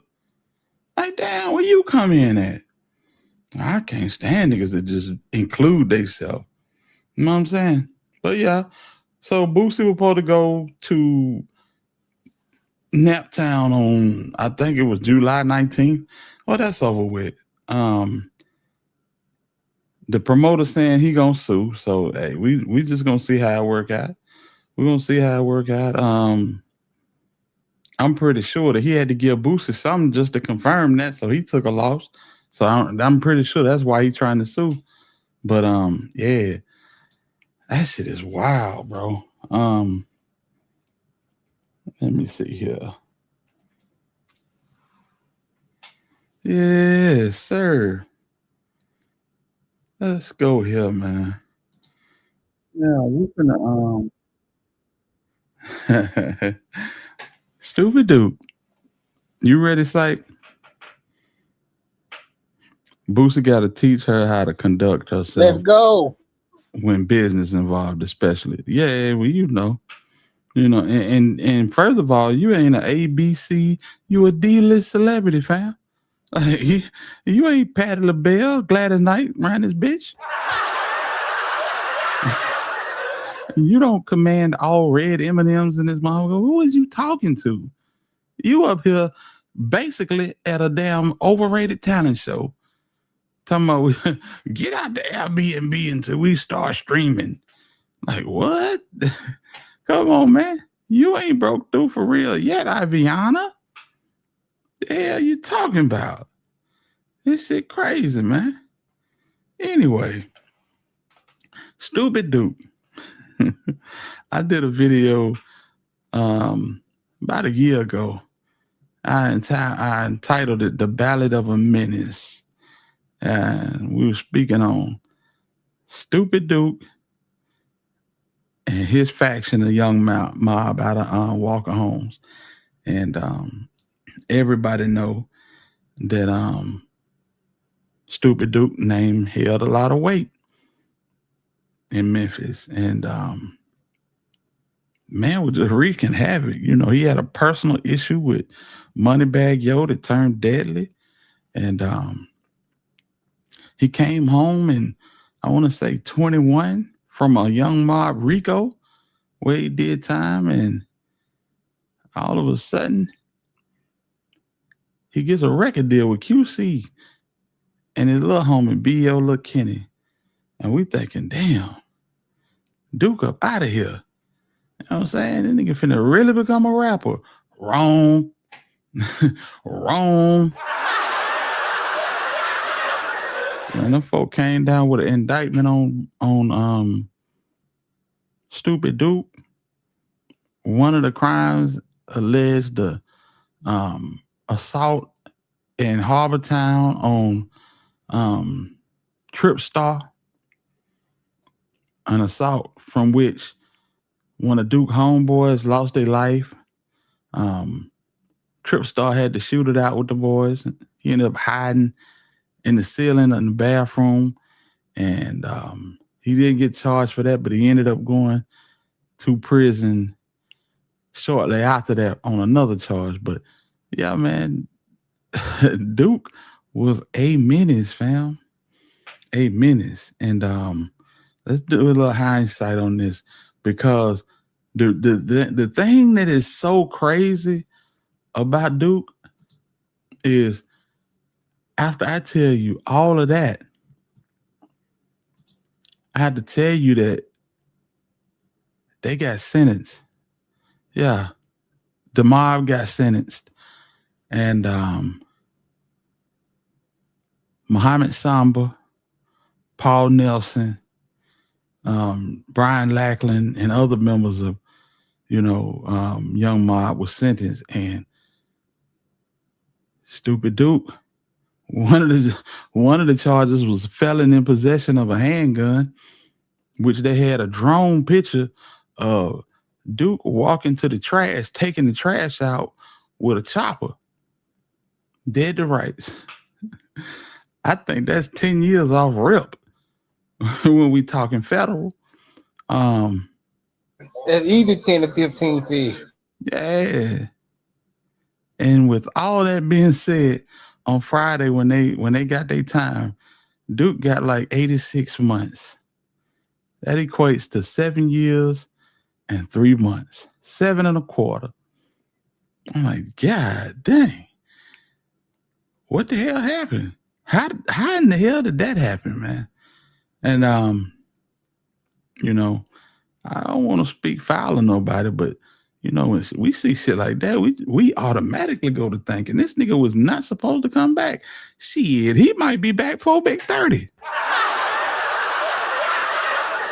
Real talk now. Let's do we're going back in time for a little bit to introduce everybody to Brian Lackland, aka Stupid Duke. Let's go. Hey, Sight. You there? Man, I'm there. Let's go. All right, let's run it. These hoes always speaking on bread gun. Get that for speaking on bread gun. Make sure you keep your thoughts to yourself, bitch. You did something with the optic. Do it so low and he made the mob look bad. A live look from Whitehaven. Now, this is not the scene. You can see we've been pushed back from the perimeter, but police are on the scene of a shooting. As we walk up to the area, police, they're turning us around. When we try to get up to the area, you can hear the officer right now telling us that we can't come to the gate. Fuck you, Jay, gon' leave me to die up on my block. How you expect me to climb the same shit as I ain't ask nobody to jump in my beef. If you want to be honest, you niggas got in it because y'all would dig riding on me. On what happened in the wild moments that led to a shooting at a popular Harbor Town restaurant. Good evening, and thank you for joining us. I'm Greg Hurst. Hi, I'm Stephanie Skurlock. Tonight, police tell us one person has died, and so far, no arrests have been made. Yeah. Well, I'm finna say, so let's get to it, bro. Young Mob. Oh, shit. Yeah. That'll be me. Yeah. Young Mob. So, man, before you went in and you out now, is it like a big difference out here? It is different. A whole lot of stuff to try now. It is. It is different. It's big difference. Big difference. Like so, you Young Mob, right? Yeah. Like, it was a one point of time when I was coming out, when I was filming and shit, like, and just keeping it G, like, it was a lot of people like scared of y'all. Mm-hmm. The beef in the city, man, like, do you think it'll ever end? Nah, this shit forever. Ain't no stopping. It's up. When it's up, it's up. Man, I ain't gonna stop. I always say salute the wicked and his platform, but damn, fam. Why you got Stupid Duke on this bitch talking about street shit? I never understood that. You don't think them G-men be watching this shit? Like, for real. They got Stupid Duke on here, man. Talking about the beef in the city. And this nigga talking real tough. And, man, this nigga never not had a federal eyeballs on him. And, Ed, I'm gonna agree to disagree with you, fam. You can't pay these niggas enough. They print the money, bro. They don't want your money, nigga. Niggas will take your land. They'll take your land. They'll take your assets. You know what I'm saying? But they don't care nothing about your money, man. You know what I'm saying? That's like McDonald's coming to your house and taking hamburgers. Like, for real. Just real talk. This wicked guy is a real weirdo. Ain't doing it for the culture or none of this shit. It just is what it is. We're gonna be doing heaven and hell, cell, jail, hell. It's just up. And ain't never gonna stop. Fam, in today's video, we're talking about one of Memphis' most violent and closely watched street gangs. A gang known for extreme violence, loyalty to the set, and deep roots in Memphis neighborhoods. This gang has been on law enforcement radar for years, and now 8 of its alleged members have officially been hit with the federal RICO within the last 48 hours of me doing this video. The U.S. Department of Justice say that this gang, who we'll later speak on, is behind a string of crimes that sound like something out of a war zone, including murders in public places, armed robberies, kidnappings, drug trafficking, and arson. This isn't just beef. This is organized chaos unfolding in real time. And that's what I'm saying, bro. If this was the state, yeah, you probably could buy your way out the state. You know what I'm saying? We all know, you know what I'm saying, money will make niggas look the other way in the state. But I hadn't seen it yet in a federal case. You know how much money Tory Lanez got, my nigga? Oh, boy. Even though niggas was shaving off the top of Pooh Shiesty got the type of money that would send the state the other direction. Feds don't want Shiesty money, bro. And you gonna see as time reveals itself, man. They don't want Shiesty money, nigga. You ever seen the money? You ever seen the movie Blood In, Blood Out? When they took the mixed Mexican, they gave the mixed Mexican a pork chop and left all his homeboys with nothing. And he took the chop over there to Montana. And Montana, they kind of wrestled the dude to the ground. And he was like, I thought you wanted it. He said, what? My chop. He said, I don't want his chop. I want his life. Yeah. Yeah. Come on now. These folks don't care about no money, bro. You know what I'm saying? The only person that can get Shiesty out this shit is Trump. That's the only person that can get Shiesty out this shit. And Bradford Cohen is in with Trump. He is. But Trump couldn't get him out the first one. What the hell make anybody believe Trump gonna stick his neck out to get Pooh Shiesty out of a jam? These the type of niggas that he talk about when he's securing votes for office, being tough on crime. The nigga Kodak Black is a junkie. Yeah, we get them niggas out. Yeah, go on back. When Boosie was begging for a pardon, he didn't get one. Maybe the gun might have been part of the reason why he didn't get one. We're gonna see though. And I promise you, if it turn out in your favor, I'll tell you as much on this show. But I just don't think that money going to the feds or Trump gonna get Shiesty out of this situation. It's too bad, man. You got kidnapping, you got a police officer, and a snow bunny involved, man. Man, listen. I'm telling you. According to the indictment, members of this alleged gang had went on regional violence that spanned years. In one case, which we'll later go in full detail, they allegedly murdered a suspect rival in a McDonald's drive-thru, then torched a getaway car. In another, members robbed customers at a Memphis restaurant, only for one of their own to get shot and killed by a local rapper and later dumped at a nearby fire station. Other crimes included a failed No, he didn't. murder attempt in March of 2024 and a brazen armed robbery at a Memphis tattoo shop. which they had abandoned due to police, only to return hours later to finish the job. The feds say that wasn't random. It was part of a calculated effort to control territory and instill fear. Today, we break down exactly what's in this indictment, who the 8 men are, and what kind of time they facing. Some are looking at life in prison if convicted. We're also going to the public reactions, the beef within their own cliques, and the broader gang war brewing in Memphis, and why this case might just be the start of something bigger. But before we go over this one, I want you guys to remember, I don't give you no angle. I just give you the story. So with that being said, make sure you like, comment, and subscribe. We're gonna jump right to it. Nowadays, everything end up on a diss track, but then it ends in a federal indictment. In Memphis, gang ties don't fade when the music get loud. They get louder. According to the feds, one of the city's most feared and tight-knit groups, known as Young Mob Military, or MOB, replaced the O with the 8, has dominated the streets, infiltrated with the music scene, and gone head first into open war with rivals, the police, and even within themselves. And by 2025, the feds would bring down a hammer charging the group with another RICO, the third one in 3 decades. But to understand the fall, we gotta go back to the beef, the blood, and the code that ruled the mob. Young Mob, also known by the feds as the third RICO in 3 decades. That's crazy. And you might as well chalk this one up as being the 4th, because everybody, all Duke charge partners was Young Mob.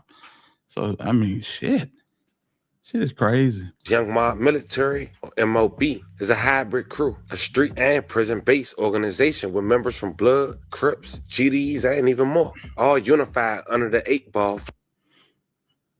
This young man right here, name is Lance Taylor, otherwise known as OG Boo Dirty. Now, OG Boo Dirty in a super bind because Duke is his brother and his adopted son is none other than Ant Wop, Anthony Green, better known as Chopper Wop. Chopper Wop has been on the run for damn near a year now. Boy, that's got to be some stress, you know?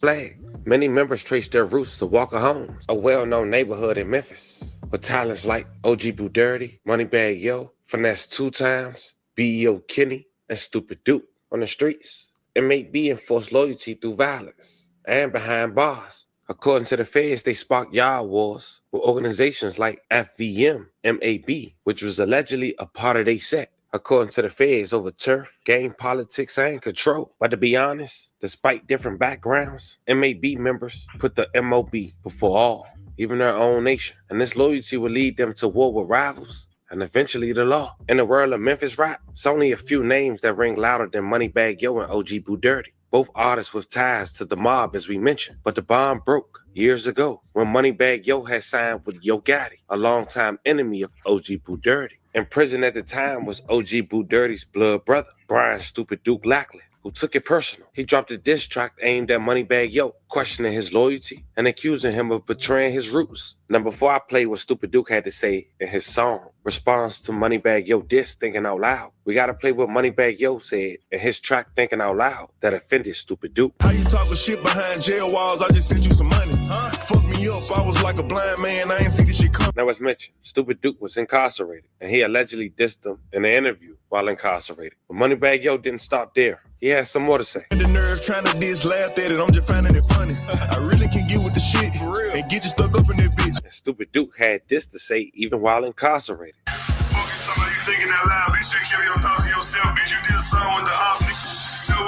Now later on, OG Boo Dirty will later speak on the riff in an interview confirming that the Yo Gotti and Moneybag Yo alliance had fractured the mob's inner circle.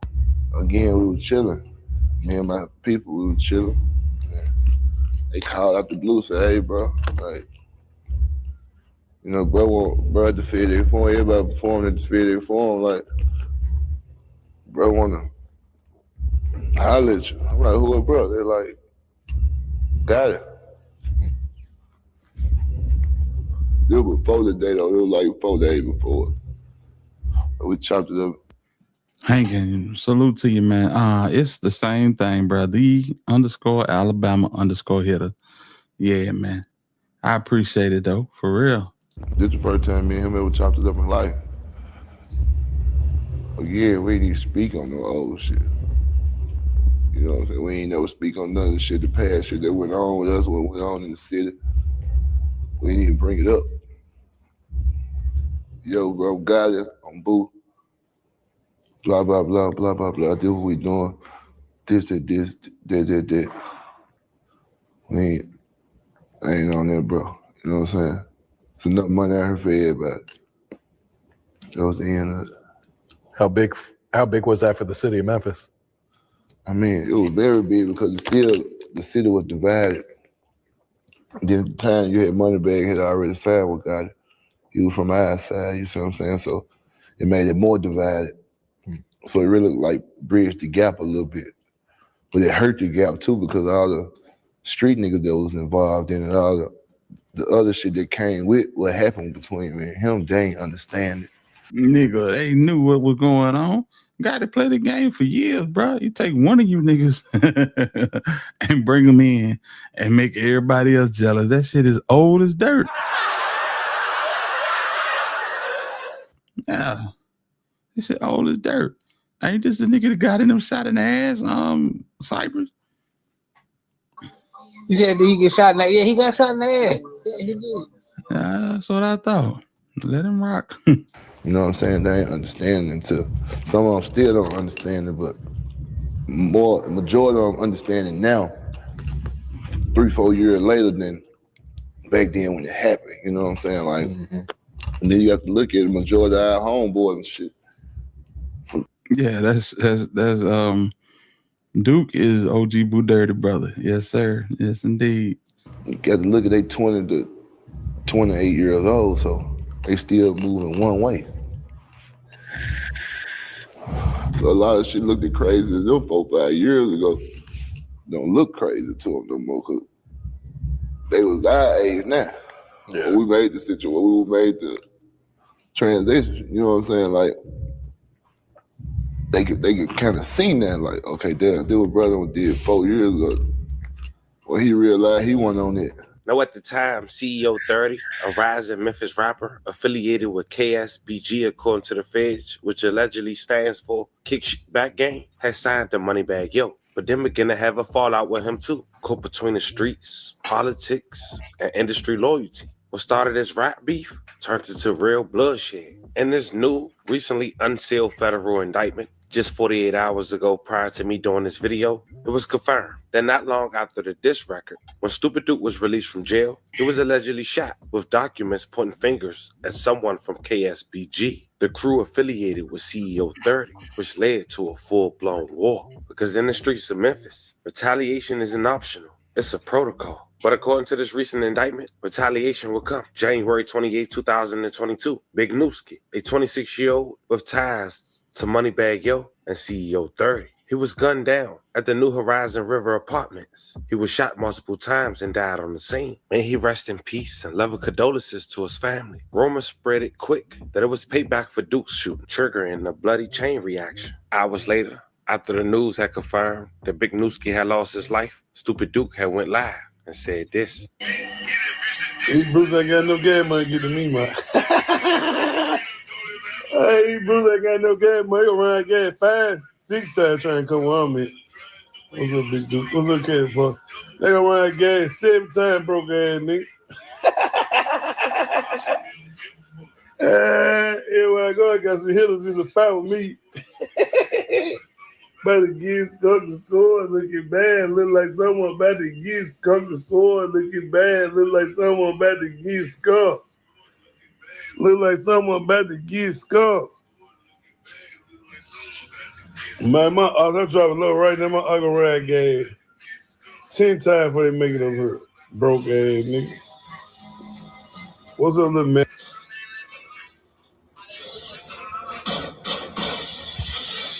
Man, we caught we hit him from his head to his fucking feet.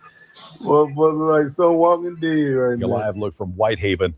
Now, this is not the scene. You can see we've been pushed back from the perimeter, but police are on the scene of a Man, salute to my dog, Herb. I see you, man. I appreciate the membership, big homie. You know what it is, man. Yeah, man. Well, this shit here crazy, boy.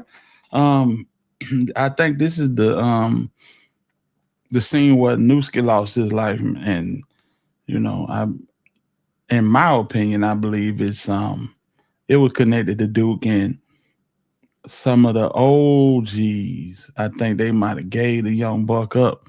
You know what I'm saying? King Gate Mafia used to be the set that ran these apartments before Knock Shit Back gang. You know what I'm saying? It don't take nothing for an old head to, you know what I'm saying, drop a low, open the door, let a nigga in through the back. Y'all know how it go. Let's get into it. Yeah, because you do not want to get caught in the back of King Gate. Yes, sir. You know what it is. You know what it is, yes, man. sir. I was in the motherfucker. I said, man, I want to exit it about this motherfucker. Come on, man. One way in, one way out. We got some spots like that, too. Tonight at 9, I'm Daryl Green. Moral Purpose is off tonight. Now, we begin with that breaking news. This is the 3700 block of Casaza Road. A man has been shot. Fox 13's Lakia Scott is there live. Lakia, what can you tell us? What have you found out? That's right, Daryl. I am at the New Horizon River Apartments in the 3000 block of Casaza. Now, what we're being told is that police were dispatched here about an hour ago after getting a call about gunshots being fired in the area.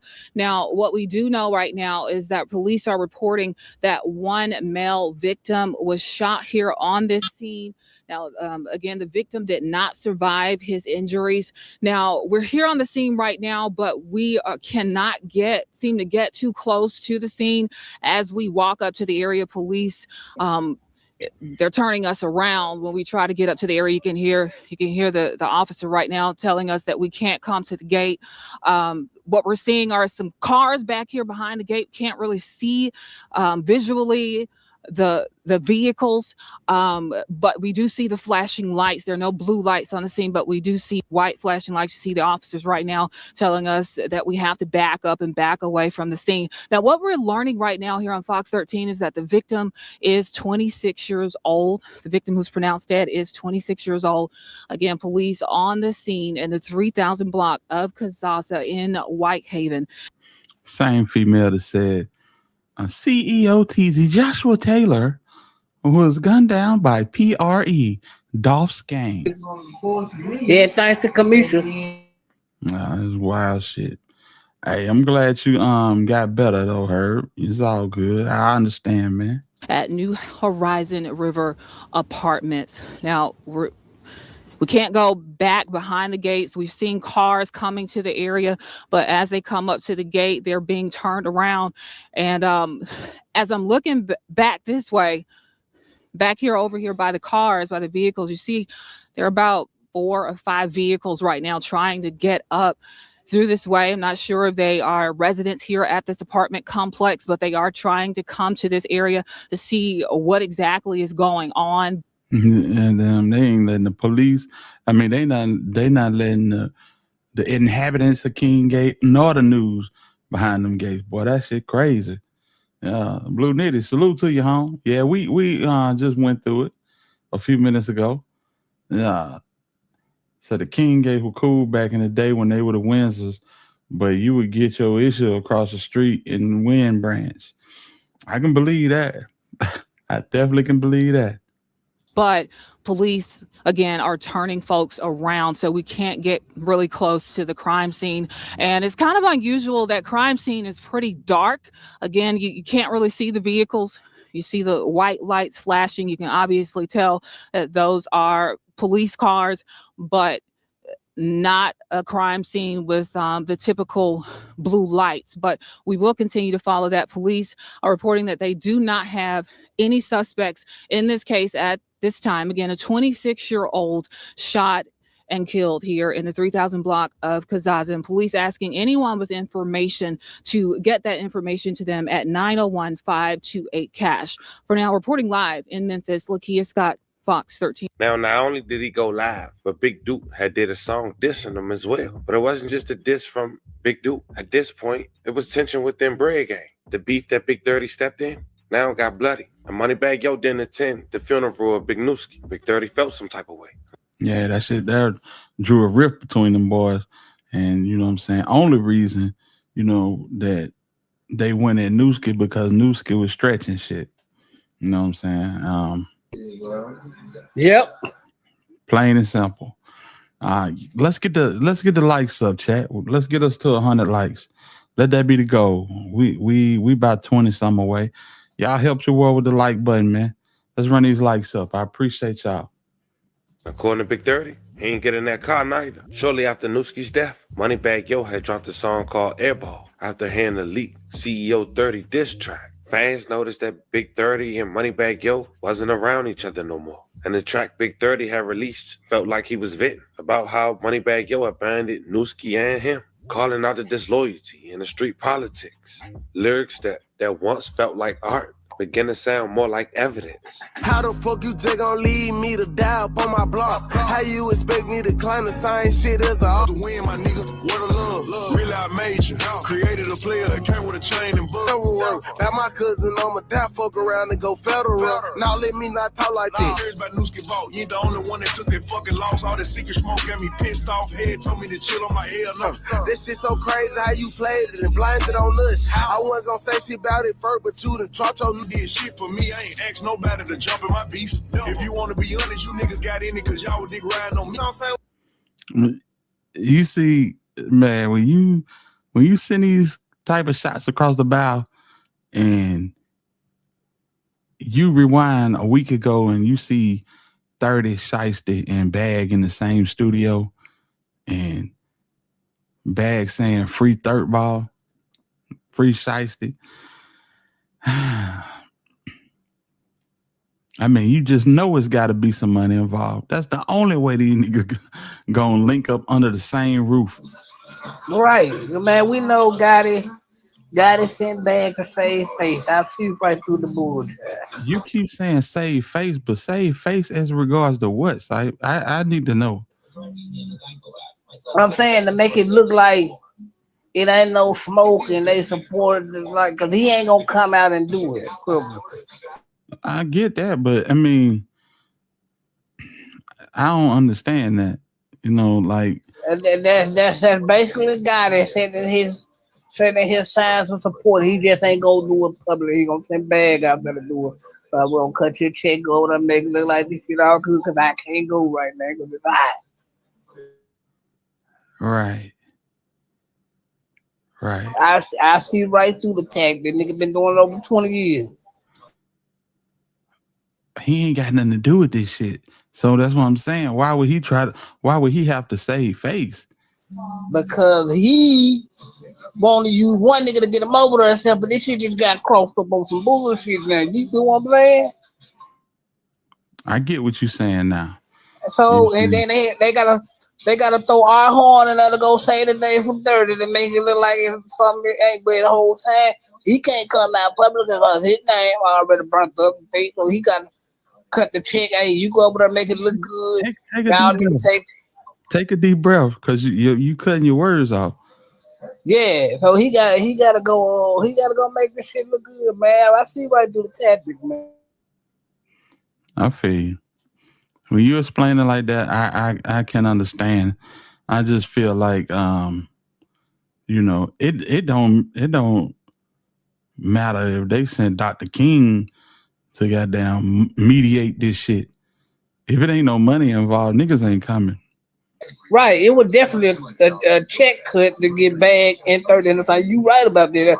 I'm basically agreeing with you. Like, yeah, it was a cut check, but it had to because them niggas never get along. Right, exactly.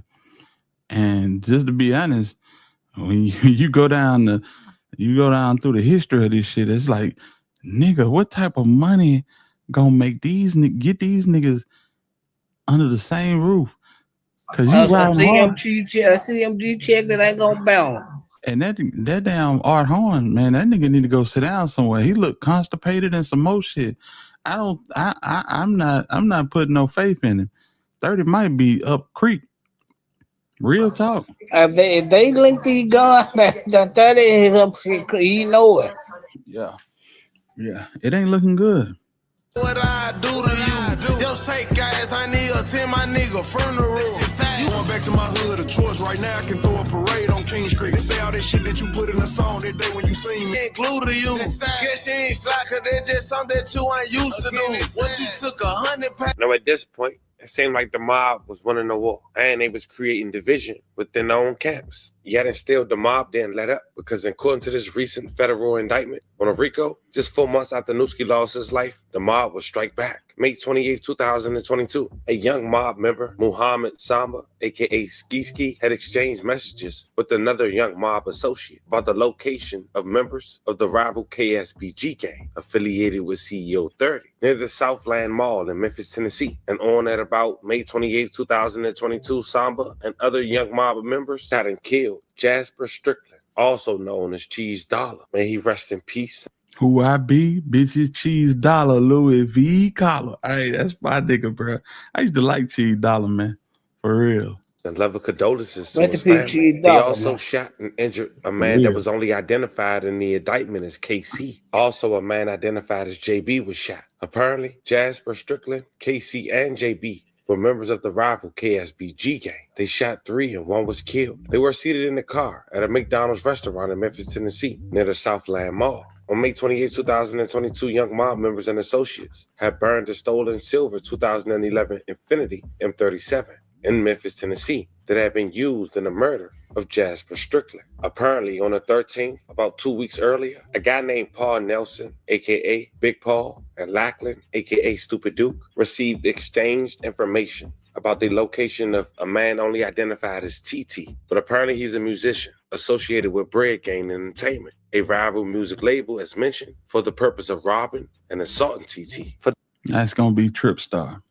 those who've been with us for some time now, we did this story. That artist was later identified as Trip Star. Later that day, Nelson, Cox, and Winston had traveled to Tug's Casual Grill in Memphis. Apparently, Lackland called the hit, aka Stupid Duke, for the purpose of robbing and assaulting Trip Star. Nelson and Winston, both armed with brandishing firearms, attempt to rob TT, who was seated outside the restaurant. Winston, armed with the brandishing a rifle, chased TT into Tug's restaurant. On or about May 13, 2023, the same day, Nelson, armed with the brandishing a firearm, had robbed AB at Tug's restaurant. That same day, TT hid inside the bathroom of Tug's restaurant, aka Trip Star. As Winston searched for him, when Winston entered the bathroom, armed with a rifle, Trip Star shot Winston from the ceiling. Nelson, Cox, Winston then fled the scene in a stolen black 2020 Nissan Maxima and drove to a nearby Memphis fire station where Nelson and Cox had left Winston, who was later dead from his wounds. May he rest in peace. Love and condolences to his family. Later on that night, young mob members and associates had burned the stolen black 2020 Nissan Maxima in Memphis that had been used in the robbery attempt at Tug's Casual Grill. Details first at 6 on what happened in the wild moments that led to a shooting at a popular Harbor Town restaurant. Good evening, and thank you for joining us. I'm Greg Hurst. Hi, I'm Stephanie Skurlock. Tonight, police tell us one person has died, and so far, no arrests have been made. WRG's Shay Arthur has the latest. Flashing blue lights, crime scene tapes surrounding a Harbor Town shopping center, an unfamiliar sight on a busy Saturday night around dinner time. I'm shaken. I'm shaken that my mother, my 85-year-old mother, was running, panting. Here's what Memphis police tell us took place. Around 7:30, officers showed up after getting word shots were fired inside Tug. I ain't gonna lie. Your mama 85 and she running. She's a bad motherfucker, man. I'm telling you. Salute the mama, man. Casual Grill. When police arrived, they found 2 off-duty out-of-state officers inside the restaurant. While clearing the building, they heard a loud crash, discovering a man had fallen through the ceiling of the kitchen. In a report, police referred to him as both a victim and a suspect. He was detained, telling investigators he was on a date, eating with his girlfriend on the front porch of the restaurant when a black car pulled up. 2 people got out and chased him into the restaurant. He went into the bathroom and climbed into the ceiling, trying to escape. Detectives located a gun in the bathroom along with 22 spent shell casings next to the weapon. 2 men were seen taking off in a black Nissan Maxima. Minutes later, one of the suspects was dropped off at a nearby fire station, later dying at the hospital. Police called the case an attempted robbery. Back at the restaurant today, we were there as maintenance was performed around the building. A sign posted on the door saying Tug's will be closed until further notice. The restaurant said approximately 50 customers were inside at the time of the incident and were safely escorted out. Shay Arthur, WREG, News Channel 3. And if you know anything about this case, give Crime Stoppers a call at 901-528-CASH. In the meantime, the general manager of the restaurant told us in a statement, we will continue taking every precaution to ensure that our... Now, Trip Star will later go on No Jumper and speak about this situation. Thank God he survived. But just like CEO 30, he had left the label. Having this indictment in 2025 and looking back at this situation almost 3 years ago, well, it shows. When Trip Star was asked who was the first person he talked to, he mentioned it was Moneybag Yo, and he told him to come to his house in L.A., and that's what he did. I'm assuming they knew who it was. Yeah, it was recent. That probably like a month ago. Adam. A month ago? Probably less than a month. So break it down for me. You're at a restaurant, just a regular ass restaurant?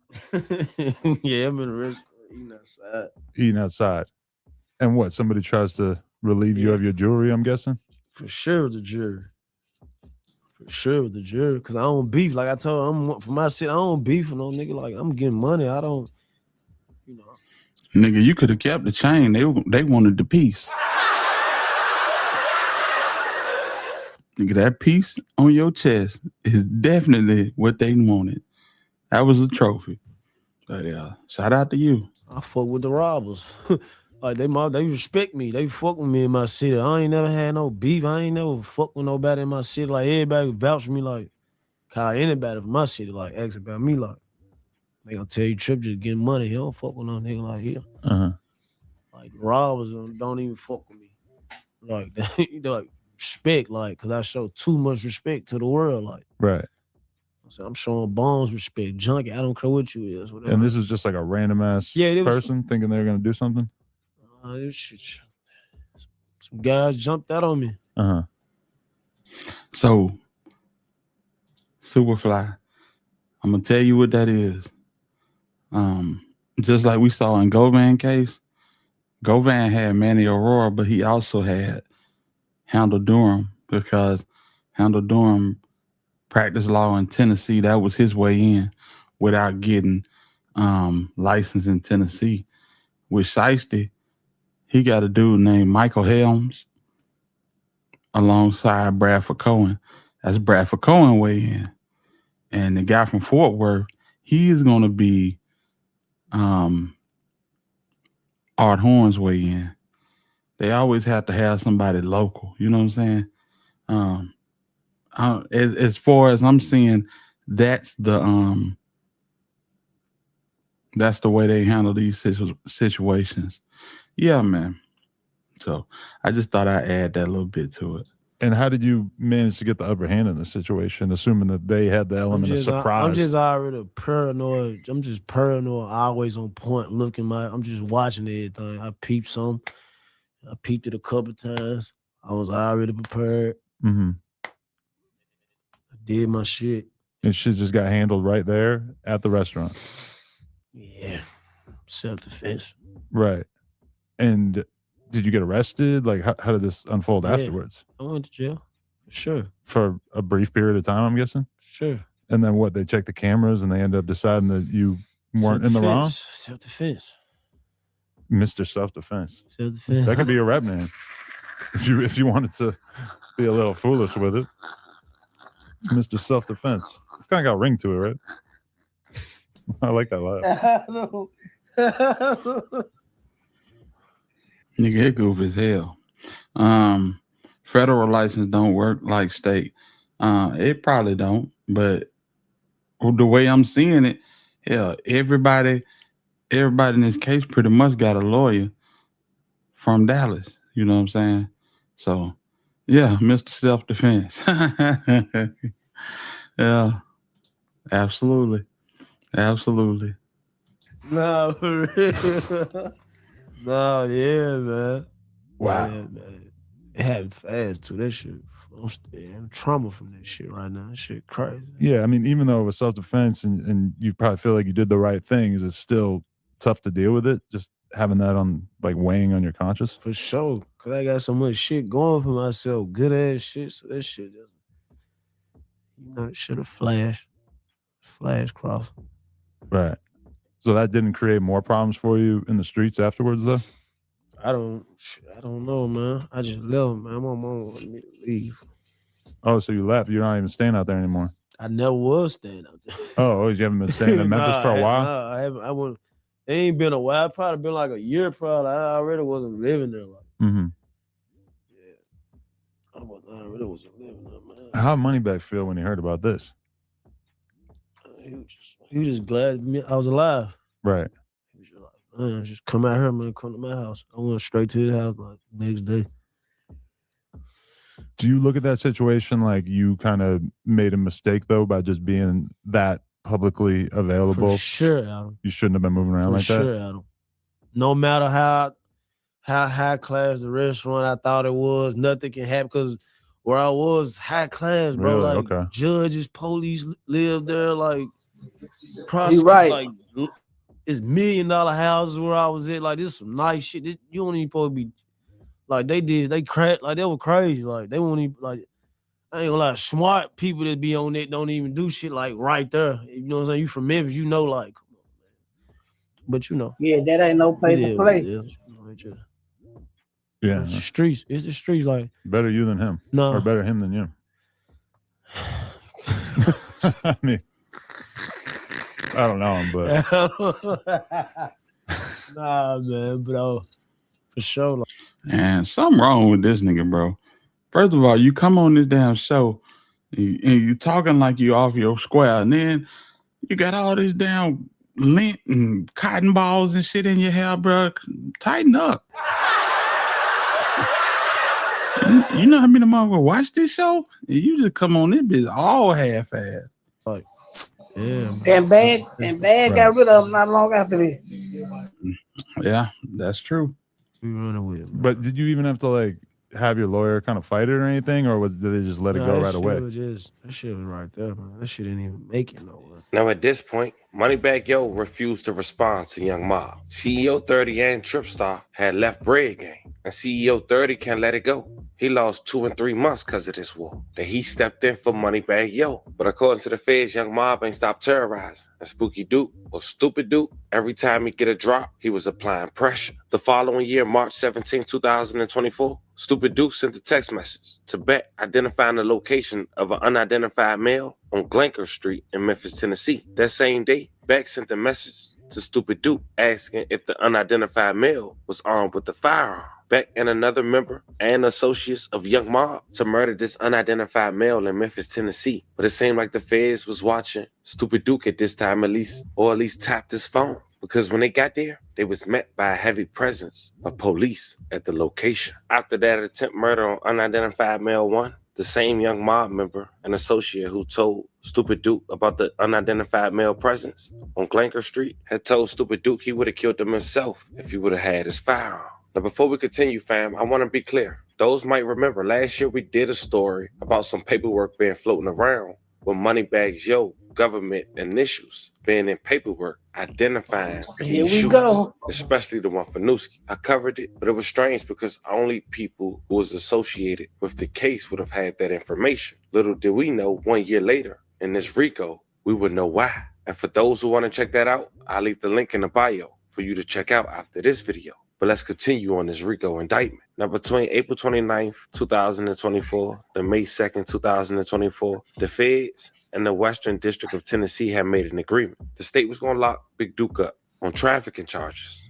In return, the feds will continue their racketeering case and prepare to give it to him, as we just mentioned, while we doing this video, mid-2025. And yes, Stupid Duke was hit with a RICO that includes murder, firearm possessions, as if though he was the leader calling hits on a rival crew that caused the label owner to go with a whole new label name, Loaf Boys. For everyone who lost their life in this story, once again, I do want to say rest in peace and love and condolences to you guys' family. Anyone who was affected by this story, I want to send love and prayers y'all way. In the end, Young Mob operated like they named, the mob, chain of command. At the center of it all, according to the feds, was Stupid Duke, the Memphis boogeyman, a name whispered in jail calls, diss tracks, and on the At the center of it all. At the center of it all, huh? streets. He wasn't just a rapper or a shot caller. He was the one the feds say called the plays, even from behind the wall. And the crew behind him, Young Mob, wasn't just talk. They stood on business. From broad day robberies to retaliation in a fast food drive-thru. They made sure their names meant something, but in the end, the same reputation caught up to them. Now, like the generation before them, the leaders are in shackles, the soldiers are in cells, and the streets that once feared them are watching the story come to a close, for at least this generation. One federal charge at a time. Will the cycle break next generation, or will it repeat itself? Y'all let me know how you feel about this one in the comments. As more develop, I'll keep you guys updated. Don't forget to like and subscribe. And today, I'll catch you guys on the next one. Yeah, man. So it's crazy. You know, Stupid Duke, low key, the CEO with, you know what I'm saying? He in the middle of it all, calling hits, sending niggas out, you know what I'm saying? Crashing his homeboys. And we come to Friday. A jury convicted Darius Moore, 39, Mervin Anderson, 40, Mario Gardner, 49. They got a 50-year-old nigga on this shit. All of Memphis of conspiracy to distribute fentanyl. Yesterday, the court sentenced Moore to 210 months in prison. Anderson and Gardner were previously sentenced, to 150 months and 51 months in prison, respectively. Moore was designated a career offender, having been twice convicted of the sale of hydromorphone in 2005 and 2008, and was on supervised release when he committed this crime in 2019. Moore was convicted of possession with intent to distribute fent within 1,000 feet of a playground. Shit. And after serving, he's out of here, buddy. His prison term was placed on supervised release. Moore was also sentenced yesterday to an additional 1 year in prison for violating conditions of his supervised release. According to court documents and evidence presented at trial, the defendants were members or associates of the Memphis street gang Young Mob Military, or Young Mob. One of the leaders of Young Mob, co-defendant Brian Lackland, was central to the running of the drug conspiracy that distributed fent within the Western District of Tennessee. Evidence presented during trial included seizures of thousands of fent pills that went through the United States Postal Service addressed to Lackland's residence. The fent pills had been designed to mimic oxycodone with pressured symbols on the blue pills. Members of the conspiracy were referred to the fent pills as blues or blues clues. That's a whole lot of fent, baby. The surveillance caught members of the conspiracy exchanging large quantities of fent pills at gas stations, grocery stores, and other locations within feet of unsuspecting citizens of Memphis.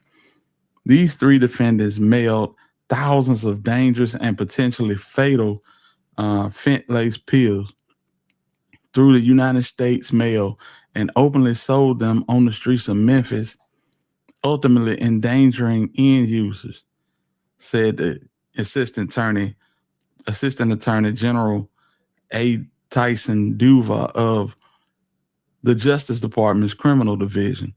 Dangerous opiates like fent are a scourge to our communities and leave a wake of death, ruin lives, and sorrow. Dedicated work by law enforcement took this drug trafficking organization down. We will continue to stand with our partners and remove dangerous drug dealers from our streets, because illicit fent is closer to a chemical weapon than a narcotic. President Trump has designated fent as a weapon. Oh my God. And said U.S. Attorney D. Michael Donovan for the Western District of Tennessee is lethally significant, and those who traffic fent must be severely punished and incapacitated. The sentence will ensure that the recidivist, not so young mob member will grow old in federal prison. Wow. Let me just go down through here. Because y'all know what I'm looking for. That's crazy. Other alleged members of the drug conspiracy, including the leader of the young mob, are charged in separate indictment with racketeering conspiracy, as well as narcotics and firearm offenses. The Bureau of the ATF and the Memphis Police Department investigated the case.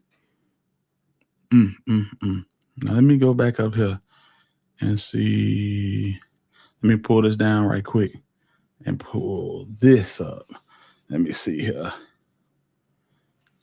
Man. It ain't over, stupid dude. So buckle up. Yeah, for real. It's definitely not over. That's crazy, bro. Let me see if I can do a little bit more searching. Final young mob defendant sentenced after trial for conviction. Man, that's crazy. 210 months is a lot of months. That's like 20-some years, fam. Gee whiz. Let me see this. Now you get to count all the money. This shit does sound fucked up, bro. Yeah. Man, that's why you don't want to fall afoul of these folks, man. That's real. Let's see.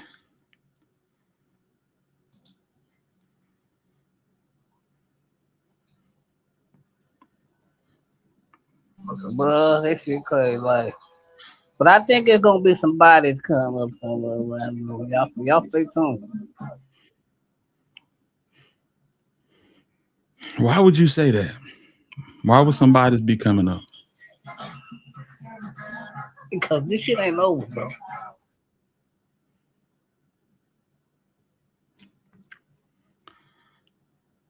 Okay, so explain. Just explain. That's all I'm asking.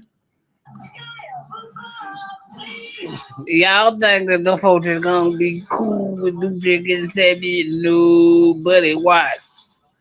I'd be surprised if don't nothing come out there, but I just got a strong feeling some more shit is coming up, so y'all stay tuned. Look at that. Stanley Govan. What's up with it, man? I told you wasn't blocked, bro. We told you wasn't blocked, man. Yeah, buddy. Come to the source. I don't listen to nobody else. But salute to you. Memphis man sentenced to 87 months in prison. I'm gonna give you. Let me get this one off right quick. Don't forget that thought. A Tennessee man was sentenced today to over 7 years in prison for his role in a conspiracy to traffic fentanyl and methamphetamine in the Memphis area. According to court documents, Courtney Davis, 28, of Memphis, also known as Geo and Geo Great, conspired with co-defendant Brian Lackland, also known as Stupid Duke, Spooky Duke, and Duke, and Homework. Damn, that's a lot of motherfucking nicknames, bro. And others in the distribution of fentanyl and methamphetamine. This investigation targeted a Memphis-based gang, Young Mob, also known as Young Mob Military, for its involvement in the traffic of fentanyl and methamphetamine.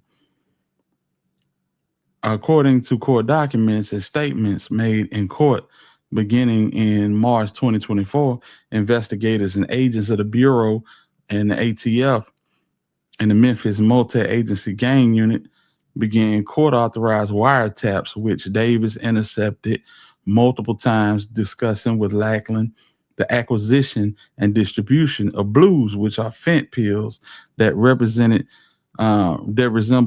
blue 30 milligram oxycodone pills. Davis was responsible for the acquisition and distribution of approximately 90 grams of fent and 1,360 grams of meth.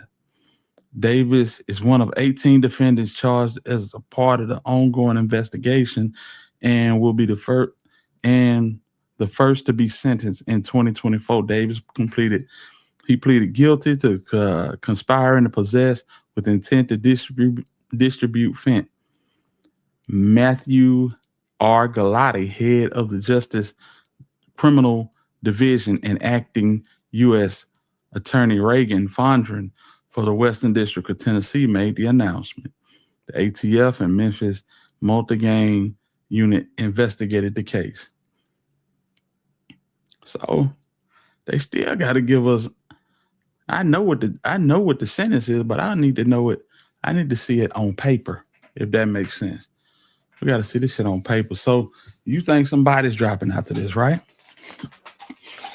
No, I think this shit gonna. I think it's a most. Let me backfire. I hope not, but I think it's some strange shit that's gonna happen along the line of Spooky Doo getting 7 years. Yeah. Well, I don't know. It's if people, you know what I'm saying, if his reputation precedes him, then, you know, niggas ain't fucking with Duke like that. I'm trying to see. All right. Duke, people scared of Dude, man. Right. Like So people scared of Dude, so him being in jail give them free will to say what it is they want to say. Mm-hmm. Because him being out on the street, they ain't trying it because they know what's gonna come behind there, bro. Yeah. Major difference. You gotta understand something though, bro. These niggas getting a little long in the tooth. Hell, stupid Duke like 38, 39 years old now. Yeah, you would think that these cats with kids and shit, they say, man, look, I'm gonna do what's best right, make the best decision for my kids. I'm gonna be out here raising them. Stay out here giving it all to the streets, right? But you stay too long, shit bound to go wrong, man. You gotta get out. Right. Absolutely. So, damn. So, let's see here.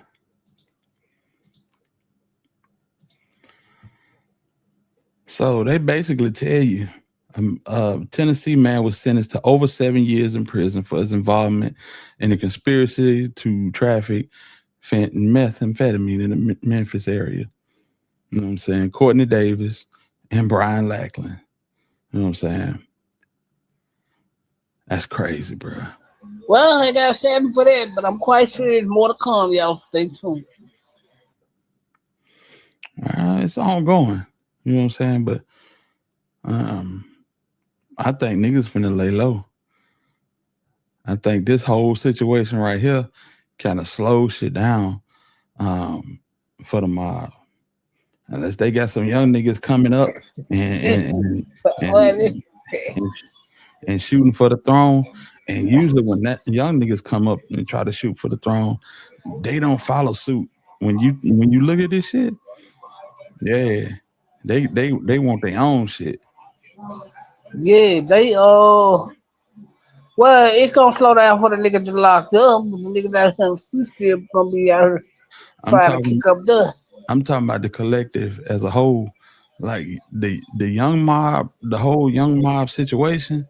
You know what I'm saying? It's kind of, you know, I don't want to say it's dying off, but shit, niggas is getting old, man.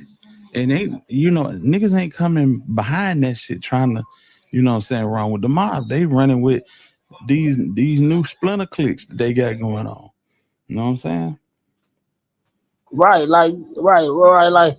But I couldn't believe it's like 40, 50-year-old niggas in this shit. Ain't you niggas granddaddies and shit? That's what I'm talking about, my nigga. That's exactly what I'm talking about. It's 50-year-old niggas in this shit, bro. And it's like, you know, they was a part of their era. Like YWM was a part of their era. Then you got young niggas that's affiliated, like Kenny Money and you know what I'm saying, CEO Jizzle and shit. But it's like under them niggas, cause them niggas is in they like mid-20s and shit. Under them niggas is like the young dudes, man. And they basically got their own thing going on. Yeah, man, like some of these niggas, y'all ought to feel bad. Some of you niggas look like great granddad and how much street to beat you niggas up. Yeah, it's sad, bro. It's sad. That's all the nigga got to hold on to for real. And niggas saying they're a part of the mob, you know. And that ain't just them. It's a lot of niggas all across. I seen Charleston White said, nigga, if you're over 30 and you're still cripping, you might be, you know what I'm saying? Yeah, you might be rainbow. Cause any nigga that get up every day looking to just hang out with a bunch of dudes, you might be rainbow. You know what I'm saying?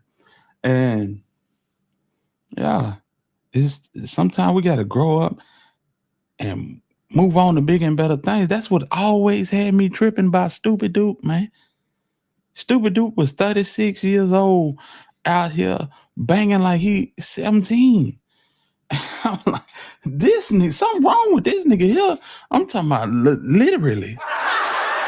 Well, when you been doing this shit your whole life, and you done gave your whole life to this shit, nobody showed you better. Hey man, what can you really expect? Right. That's why, you know what I'm saying? I don't know about OG Boo Dirty, but I kind of, you know what I'm saying? I kind of rock with Big Homie Star. Cause it's like, man, after a while, you gotta do something different, man. Yeah, shout out to Star, man. But yeah, like Boo Dirty, his mama and them pretty much played a major role. His daddy was around. But they gotta look at it, man. These niggas that had plenty of kids all over the goddamn city. He wasn't never really at home like that. So you get my point when I say what Jay Fizzle doing. That shit is a shame and a disgrace. And I like Jay Fizzle, but that shit is a shame and a disgrace, my nigga. You don't have you just going everybody raw, man. Come on, man. Yeah, you having 35 kids, 40 kids. It's like, my nigga, you ain't gonna be able to teach them young niggas nothing. Nothing. First of all, you're not gonna be around none of them long enough to, you know what I'm saying, impart nothing into them. They just gonna be out here on their own, flailing, learning it on their own. You know, I hate that shit. Yeah, I hate that shit, bro. I'm not gonna even lie. And niggas like that have no shame. Because they walk around with jewelry and pockets full of money. Man, you gonna grow old. This rap shit don't last long, fam. You ain't like you got platinum album, fam. You gotta come on, man. You gotta cut it off. Yeah, that shit's sad. And a nigga that's proud of that type shit, a nigga that's proud of that type shit, bro. God have mercy on you. That's all I'm gonna say. That is like all I'm gonna say. Bro, just think about how hard it is for niggas that ain't got no money doing that type of shit. You know how reckless it is for niggas who got money doing that type of shit. That's what we were just talking about with the dude in Shreveport. The nigga had 8 kids and ain't got a lick of money. Nigga, you got a window unit from Home Depot in your shit, man. And you know it get hot in Louisiana. That's so. Especially in the summertime. Yeah, that's pretty much the only time it get hot. Yeah, man, like people got. I ain't heard the shame nobody, man, but I don't say nothing bad because I'm not. But I will say this, man. Don't put your body through all that more that you can take, and man, yeah, these kids out here suffering if you know you can't take care of them, man. Right. So it's just like, man, I don't know. But this man being sentenced to 7 years, bro, is crazy to me. Cause he was at the center of all this shit, bro. He sending niggas out. He conducting, you know what I'm saying, transfers of packages. You know what I'm saying? It's wild to me. And I don't want to insinuate, I don't want to put nothing on him, but damn, 7 years and niggas out here with 200 months. Yeah, that shit's crazy. It don't make sense. Like, for real. Oh, so 58-year-old dude ain't never coming home.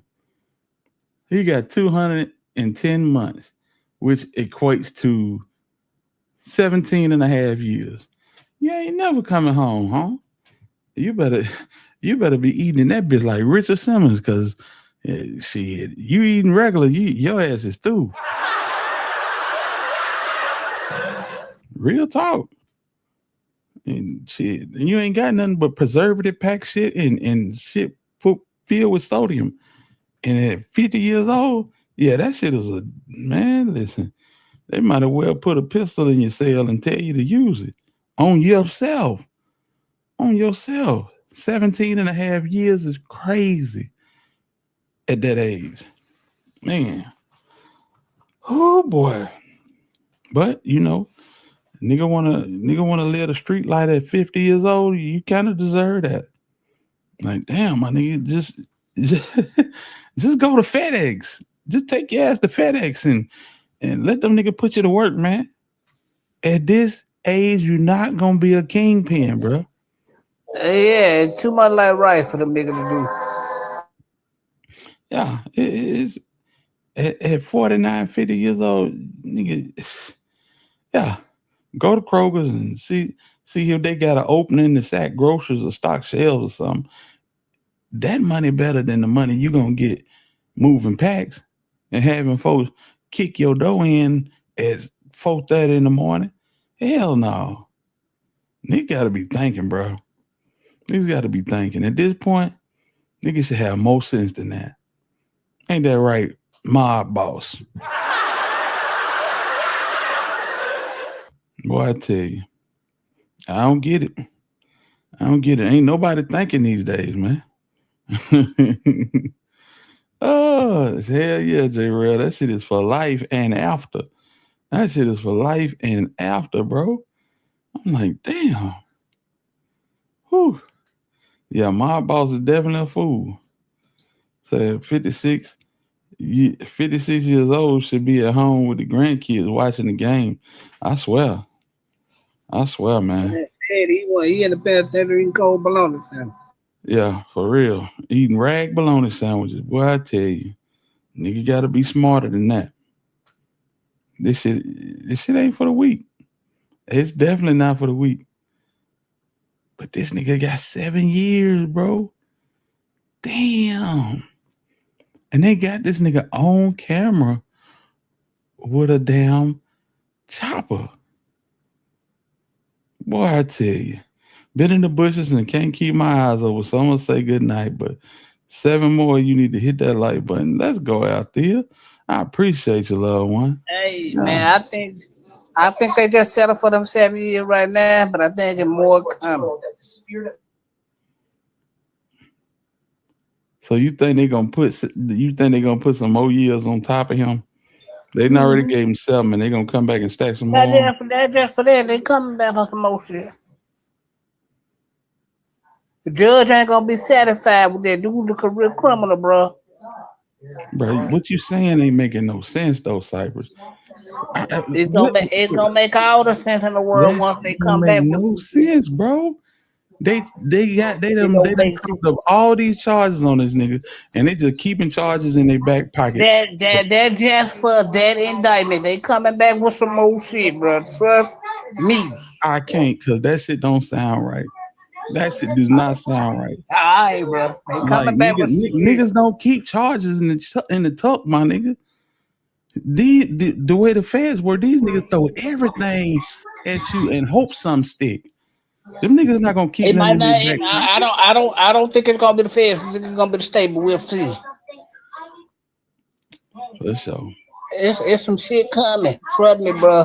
Them folks look at this shit like, nah, this nigga career criminal with all this shit. We just gonna say we gonna double back try to get this nigga out of here so we ain't gotta worry about him being top dog or nothing, bro.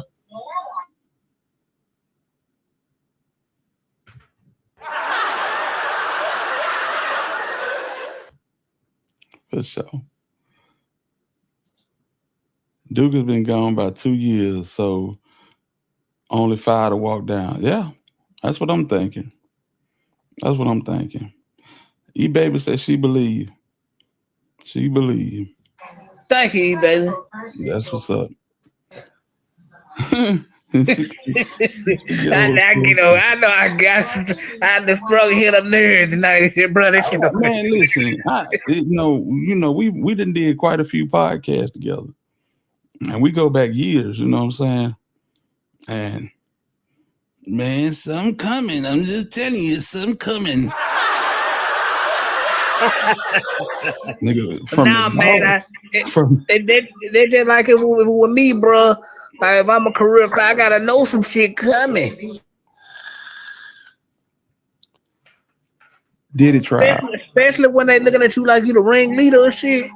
Yeah, they coming back. Well, shit, if they looking at you like the ringleader and you get 7 years, bro. Come on, man. Come on, man. I get it, bro. But just hold your horses. No, something coming. Something coming, bro. That's it. All the niggas in the dog case then got freed or sentenced to life, and just wait, cause something coming.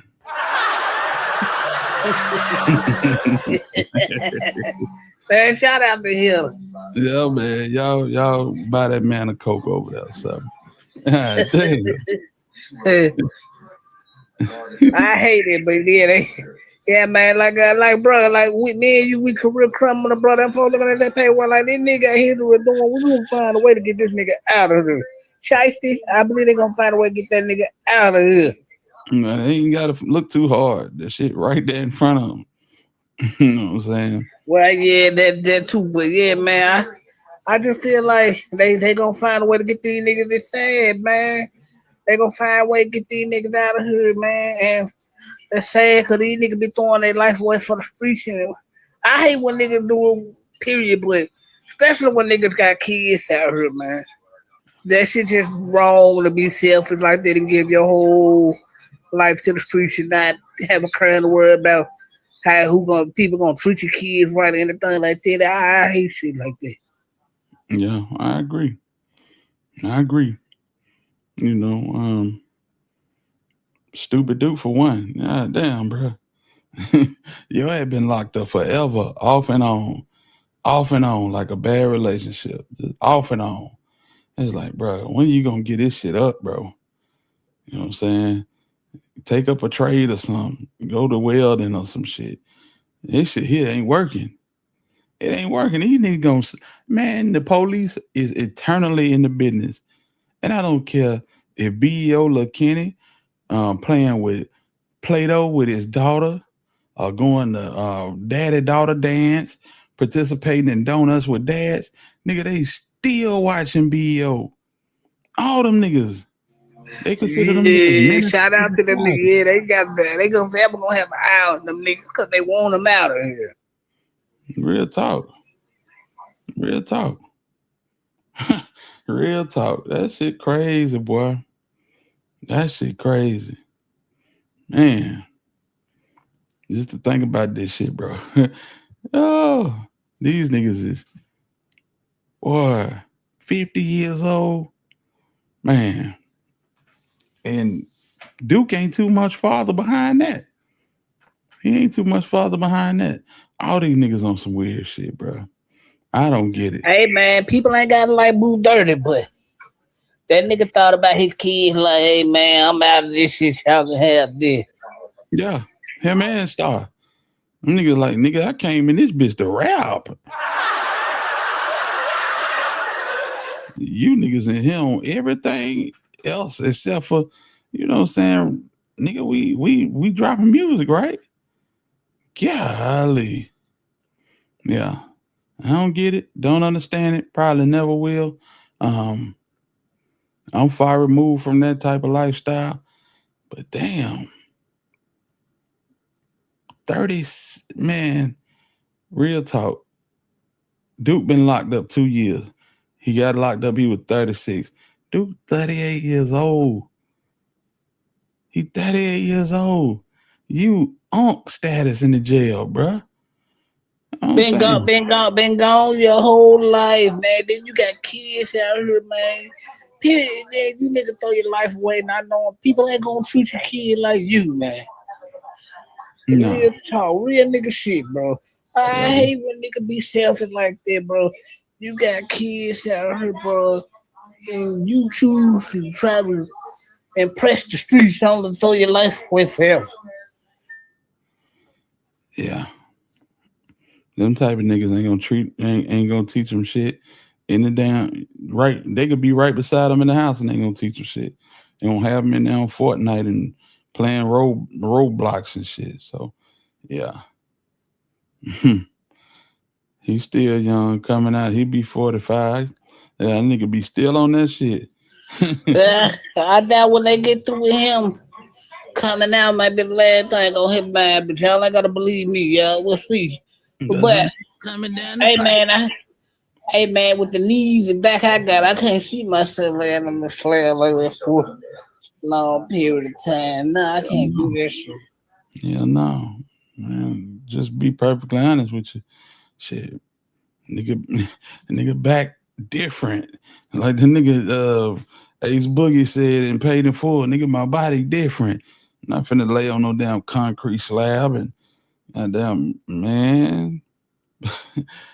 Some niggas, hey, it's like summer camp to them niggas. And nigga, you're 38 years old in summer camp. That's weird to me. That's weird to me. Anyway, before we get out of here, we finna listen to old K Carbon. K Carbon spoke out about the whole Chopper Gang situation. And I hadn't seen this. When I saw it, I thought this would be something that, you know what I'm saying, we could really chop it up on the podcast. So y'all lock in with me. Let's get to 100 likes. And we finna rock out with this.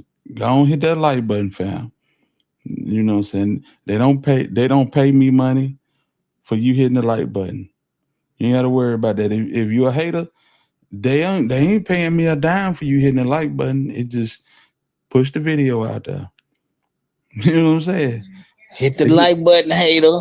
It's just pushing the video out there. Don't worry. I ain't getting a dime from it. Let's go.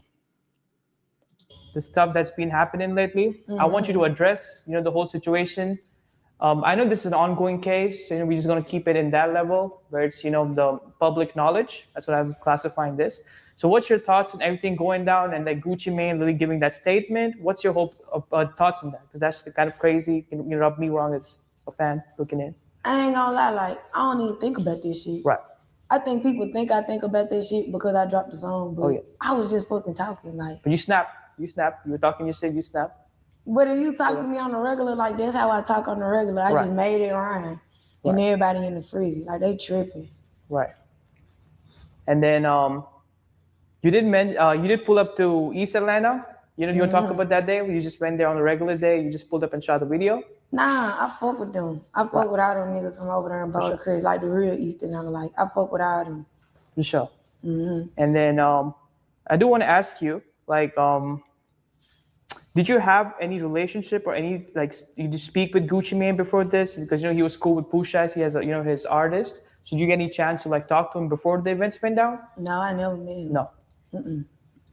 Nah, they not in a relationship, eBay. So she fuck with all the young niggas on Boulder Crest. I guess they ain't really having no positive vibes about Pooh Shiesty either. Shit. They are saying right now, like, Guuci Mane has a condition called schizophrenia, right? It's a condition where people cannot make mental decisions and it's kind of hard for them to make decisions.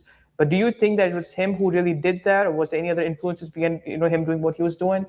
Like, I ain't gonna lie, like, I'm the type of person, I do not speak on nothing I don't know about, so I can't say, like, how people with schizophrenia act. But I know people was in the comments tripping about the schizophrenic snitching bar. But I was just saying, like, the definition of schizophrenic is like like hallucination. Yes, you see and so like hallucinations. I was saying like a punchline, like hallucinated snitching, like it never happened. You get what I'm saying? Right. Yeah, it was just a punchline. I can't speak on schizophrenia because I ain't never had it, so I don't know For how sure. it That's is. a very serious mental condition. There's I think millions of people suffering. Then coming back to your okay, I'm just gonna say this. Do you think like Gucci is a clone, the conspiracy and everything that's going on? Because there are people were saying that the old Gucci would never tell, something like that. I don't know, like I don't think about the shit. I don't know. It's some Like internet I stuff. just said it because people say that shit on social media. Yeah. Like it was just a punchline, it was Right. just a bar. Like Man, listen, the old Gucci is gone. I'm telling you, this nigga is heavily medicated. And when I say heavily medicated, I'm not talking about like delusional medicated. He on every medication that he needs. And him being on that medication sends the person that we used to know as Gucci Mane into a sunken place. Man, got a body together, got a skin together. You know what I'm saying? He being treated and taken care of hand and foot by his caretaker, Keisha K.O. So yeah, you're not gonna see that guy anymore because, I feel like the lack of medication or the lack of treatment is what led to him being that person. That person don't exist no more. That's my personal opinion. you know what I'm saying? It's just And I don't know if she doing this video at a corner store or what. Who is this nigga? music. For sure. I thought they're like a beauty supply store. Putting it down, I don't know if she getting the curls or what, brighten them motherfucker. Like while the boys locked up right now, so like free them as far as because they did mention that there's no video evidence, and you know how people can miscrew stuff, people can do stuff on the other side. So we just have our faith up for sure. Yeah. I don't know if you want to talk about this, but I think a former 1017 artist called you out, right? Her name was Kay Shade. Have you seen Kay Shade? Does that ring a bell? No. Now I'm just fucking with you. All right. Now I started like, man, shit. I ain't even try to just come in her. It was I'm glad she didn't play the old who. I don't know who that is when you didn't just call her out on the record. So I'm glad she came back and cleared that up. But yeah, Kay Shade, yeah, that shit is lame. She said she got commercials and reality shows and shit lined up, and that's cool. Niggas still don't know who you is, fool. Have you seen Kay Shade? Does that ring a bell? No. Now I'm just fucking with you. All right. Now I started like, man, shit. I ain't even try to just come in her. It was just a bar. Like people tripping. It was just she fit the punchline perfectly. Right. And I fuck with Chant. I love Chant down to death. So I love her to death. Like on God. For sure. And then we have lost a few fellow 1017 artists. Rest in peace, Big Scar. Rest in peace, Enchanting. Yeah, I love him Did too. you have any relationship with both of these artists? Yes. Like I love Chant because when I first ever came to Atlanta, I was like, I think my brother got signed when I was fresh out of high school. So I probably was like, and then I'm a little younger than him, so I probably was like 19, 20. Like I love Chant because when I first came out here, she didn't know me. She just knew I was Pooh's sister. Yeah. And I had just hit her up like, yo, I'm in Atlanta. And I told you like I used to sell her and stuff. Yeah. So I came out here to sell her or whatever. And I had hit her up like, yo, I'm in Atlanta. But she ended up calling me and she like, when you landing, where you gonna be, like woo. And she used to stay in these apartments that had like a hotel connected. She was like, yeah, get your room here. We gonna come get you. Like she took care of me. Like her hairstylist came and got me as soon as I landed, took me to her house, to the hotel, like, and then she supported me at the pop-up shop. Like she came, I had gave her like some lip gloss and all of this stuff. We went out, we had a time, went back to her house or whatever. And then like, I just always respected Champ for that because at the time, like I wasn't really like an artist for real. Like I was, like I told you, I was pursuing selling her. I was coming out here to do different pop-up shops, different vendor events. But it's like as soon as I hit her up, like she embraced me immediately. For sure. So I love that girl. Like, yeah, rest in peace to Chan. Like that, yeah, that hurt me for real. Cause she was just one of the first rap females to Being embrace genuine. me Being when genuine, I wasn't even a authentic. rapper. You know what I mean? And then Scar, you know, he from Memphis. Like, I met Scar around the same time I met Pooh. So when that stuff happened to Scar, like, it was super fucked up. Like, they hit super close to home. Like, cause shit, this a nigga that we used to hang with all the time, and then they just, you know, It's shit very like unfortunate that. what happened to him. Rest in peace to Big Scar. Yeah, rest in peace to both of them. They were both like some real ass individuals. Yeah, they hung around each other too much. And bad habits, you know what I'm saying, they spread. And you had, you know, both of them go out the same way. I don't know what happened. Dang, for real? What do you think about it? Sky and then Channing? Well, I knew about Sky. I ain't never heard about her. Yeah, and Channing OD too. God bless us. God bless them, man. Alabama hitter. Who's this doing the interview? This is Rap House TV. And I didn't even know they had a platform on YouTube. I'm familiar with them on IG. But yeah, it looked like they coming over to the YouTube side of things. Yeah, man. Moving on, I want to ask. Say it again. If y'all got people that got addictions, get them to rehab and get them some help. If you ain't gonna do that, just whoop their ass. Yeah, you know the way shit going on, man. Both of these cases was just out of hand. Y'all seen Scar last live, you know what I'm saying? And you know, Enchanting was on the same type of shit. You know what I'm saying? Her last live, it wasn't even her live. It was Johnny Damn D from Fort Worth, dude that she was messing with, going live, asking everybody to pray. You know, so yeah, the lady speaking, that is K Carbon. That's the first lady of Chopper Gang. You know what I'm saying? Pooh, Shiesty, 30, and Carbon, basically. You know what I'm saying? They the headliners of Chopper Gang on the music side. Yeah. Yeah, and she was depressed about Sky as well. Absolutely. Salute the Neo, salute the truth in the building. Memphis stand What's up, up, man. the truth? Salute to you, man. Both are super gremlins. Chant as a ruthless ass manager, though. He had that little girl stressed. Yeah. Johnny Damn D, we covered all this shit, man. Y'all, hey, y'all get a hankering to jump down the rabbit hole. Go through the library. You know what I'm saying? I did plenty. I did videos on Enchanting, and we did lives about it. And then how Johnny Damn D was pretty much, you know, he was pretty much hating on her when she got picked up by Guuci because she did not take him to 1017 with her. She left. And when the shit didn't work out, she came back to him, you know. But while she was gone, he went on places like Dirty Glove Bastard and all these other platforms, basically telling folks that he made Enchanting. You know what I'm saying? And it was just crazy. It was crazy. And then he just hop out and go live and you know, like he had hyperventilating, having a panic attack, talking about some pray. And it's like, nigga, you the one giving her this shit. You and her family. You know what I'm saying? They claimed that they was giving her the shit because, you know what I'm saying, it was keeping her going. Yeah, man. Boy, let me tell you. It's a wonder how some of these folks sleep at night. God is my witness, fam. You again about, you know, like a few more questions about the incident. I think OG the Juice Man made a statement, right? His statement was Gucci Mane and Pooh Shiesty snitching situation is business and it's not the streets. Do you agree or disagree with this? Where do you think the line is drawn between the streets and the business?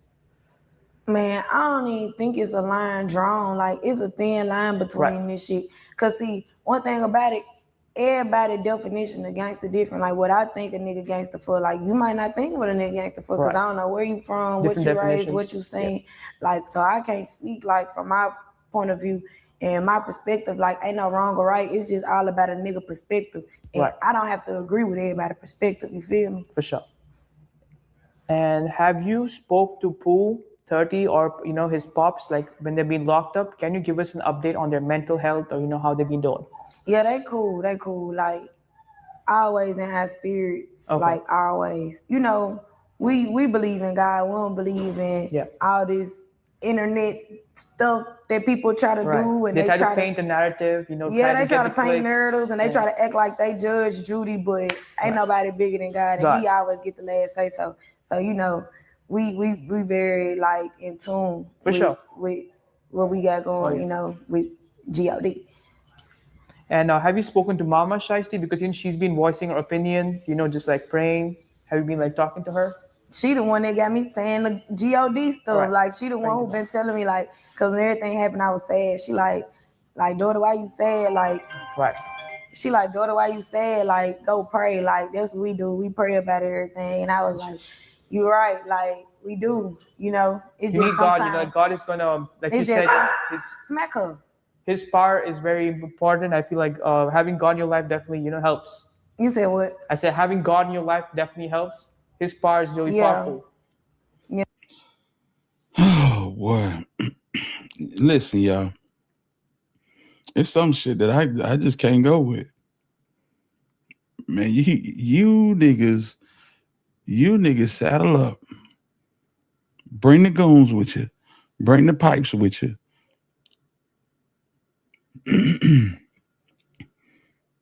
And rob these folks. Allegedly. Make this man sign paperwork under the arrest, allegedly. And then when you get spanked for it, God is in control. Man, listen. God been in control before you got in trouble. God was in control when you niggas thought it was a good idea to do this dumb shit. Don't do that shit, bro. And God put your dumb ass in jail. Like, come on, this shit here, man. Oh my God.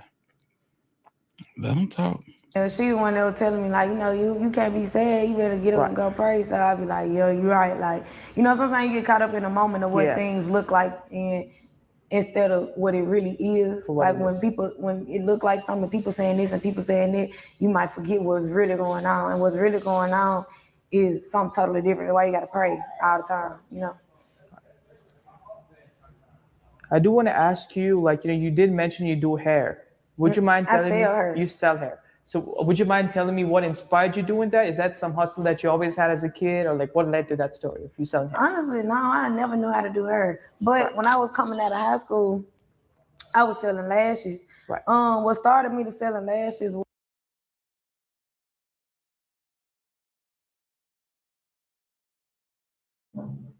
Man, I wouldn't buy a pack of nail later from her.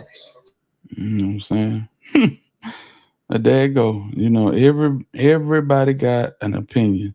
And yeah, we got an opinion. We looking at everything that's presented, and it's looking rough. It's looking rough, but don't bring God into this. It's just like this. I showed this earlier, man. And this shit here, to me, it's disgusting.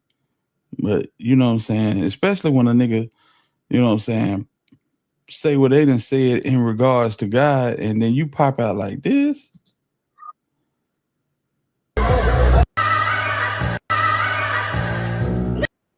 Man, get the hell on with that shit, bro. You the same nigga that just sat up here on this damn internet and said, man, fuck God.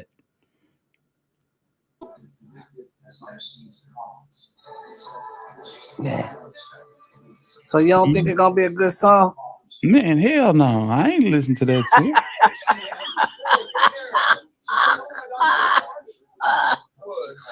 Man, shout out to my brother Alabama here, man. The preacher's grandson said, hell no, nigga, it's a no good. Hell no.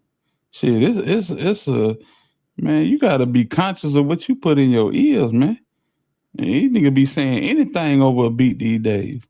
And we know that LaShawn Pace wouldn't go for this shit. She would not go for this shit, man. So hell no. You can keep it. Shove it up your ass. That's how I feel about it. You know what I'm saying? Everything got its proper place. There is not a proper place for this, fam. Man, I tell you, boy. Niggas just be lost, man. Nigga just be lost. And when he said fuck God, he came back and was like, you don't know, I could be talking about Buddha. I could be talking about, and listen, you can beat it with all that dumb shit. Just beat it, my nigga. Get up out of here. I don't want to hear nothing you got to say. Nope. Maybe you in the predicament you in for a reason. Cause real talk, if you weren't shackled, you probably would run straight off a fucking cliff. And then you got a woman and ain't told you nothing to the different. You got a whole woman, a whole support system, and she ain't told you nothing different. Hey, Ricky, this might not be a good idea. The niggas around you, hey, yeah, that shit gonna slap. No, my nigga. She don't want no black eye this week. The peso nigga, none of them niggas. Man, listen, you playing with God, bro. You playing with God. Boy, I tell you. But this industry, bro, some of these niggas they will do anything it take. They will do anything it take, bro. That shit wild to me. So dudes got to tighten up. You damn right they got to tighten up.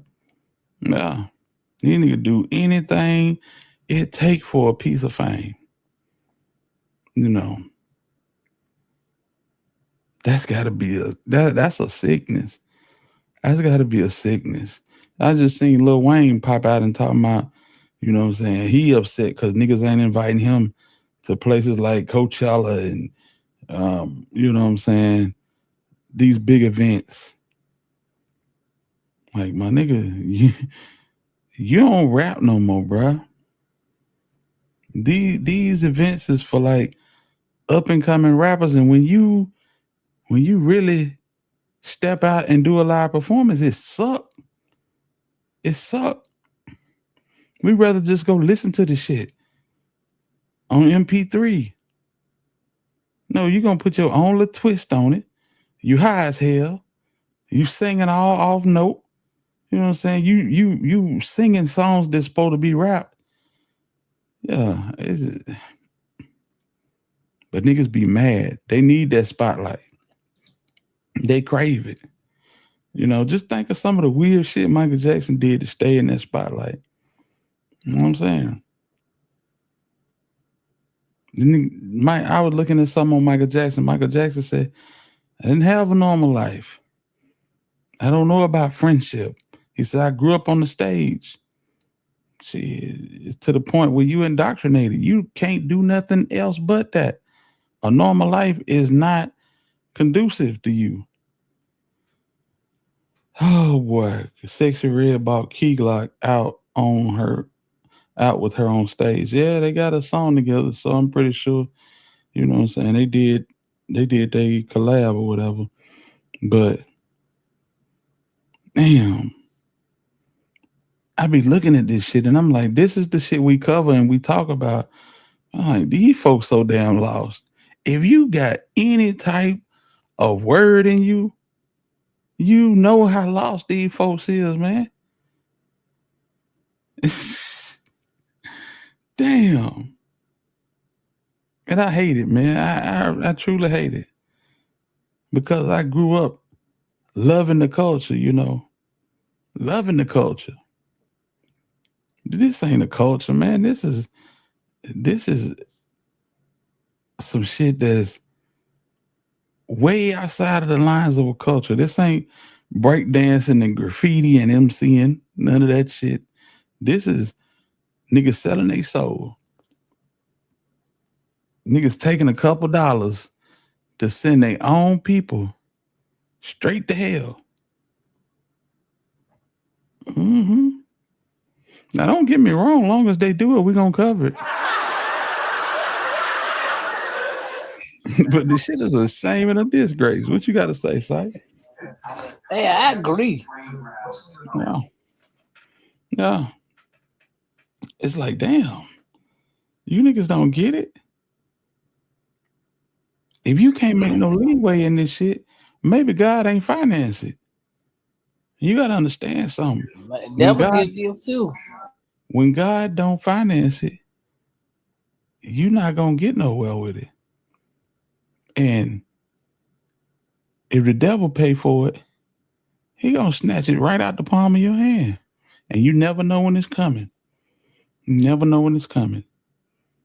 You could get draked out in broad daylight. You can get some trumped up charges on you and go to prison. When he take his shit back, he take it by force. Real talk. But when you blessed by the best, it don't come with no back end. It don't come with no financial papers. You know what I'm saying? I'm just saying, bro. Shit crazy, boy. Crazy as hell. Salute to the truth. I see you, homie. I sit up and I talk about NBA Youngboy. NBA Youngboy done led so many of our young people straight to their final resting place. Listening to that shit. Living their life on that shit like it's Bible. Same with Future. Future rap about all type of drugs and indulging, and that nigga don't do shit. That nigga healthier than a motherfucker. Yeah. He don't do nothing to make babies. Say what? I said that nigga don't do nothing to make babies. That's it. That's it. You know, I did a video a long time ago about my unpopular opinion of the rap game. No, niggas was all mad at Gunna because he, you know what I'm saying, told and all of this type shit. Man, 90% of these niggas, 90% of these niggas ain't gonna bust a grape. And the other 10%, they gonna die to 100 years. Yeah. We came up in a different era, bro. This is the problem. Like, we came up with people who did shit in the street, but once they got in the rap game, they didn't live this shit out. They went home to their mansions. We grew up in now we in a different era of where these people want to live this shit out because the fans feel like they should live it out. Or that's what they paying for them to live this shit out. I agree. I agree the truth. You know what I'm saying? Them niggas went on shit, bro, back in the day. You know what I'm saying? MC8, damn Ice Cube. Man, all of them niggas went on shit. Ice Cube went to college. This nigga directed movies. I don't believe them niggas, man. In his mind, he was the biggest West Coast gangster on the West Coast. He was the college director movies and put together basketball leagues and shit. So, I mean, all them niggas, bro. Spice One. Them niggas just rapping, bro. Them niggas just rapping. The niggas that was really with that shit, they out of here. They out of here. Like niggas like Biggie moving work up and down the East Coast. You know, Pac really had it in. They had it in for Pac from the beginning because he was a revolutionary. And it just, you know, it just wasn't gonna happen for him. You know, they gave him the whole world and then they took him, you know. But the niggas that was real street niggas, you know, because they ass is Cool C and Steady B. Yeah. Google them niggas and see where them niggas at. Big Hell. You know what I'm saying? The niggas that was really about this shit, oh, they got their ass caught up, fam. They got their ass caught up. The popular ones, Von, Dirt, Mo 3, they all got caught up. Even Nipsey Hussle.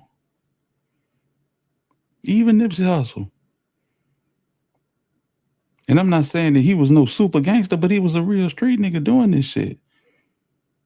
The rest of these niggas put up, man. But he did. Nipsey did it the right way.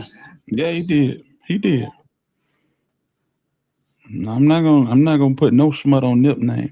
Yeah, cause he was like, yeah, nigga, I'm crip, but I'm gonna bring the blood. I'm gonna get everybody some paper. Right. You know what I'm saying? But all these other niggas, man, you think Moneybag Yo gonna bust a grape, nigga? Hell no. Got it scared as hell too.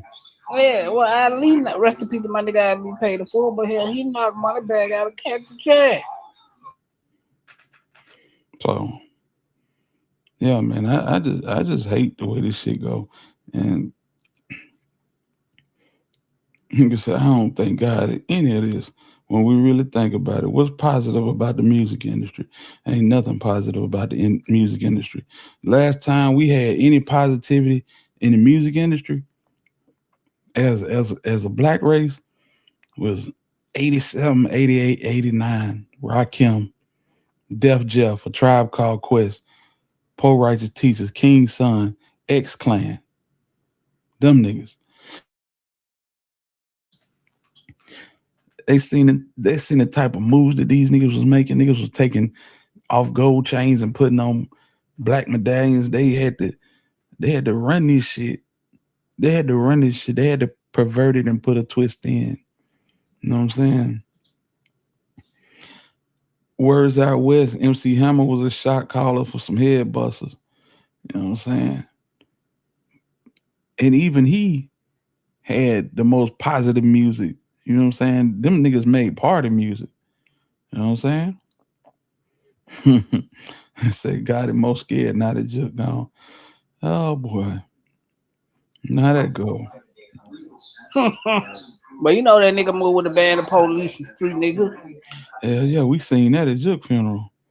God damn, that nigga is the director of defense. The hell with Pete Hexel.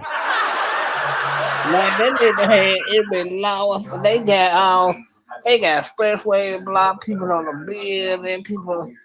I'm like, damn, man. I'm thinking like, man, these niggas need to go be committing all type of crimes because all the police out here. Yep.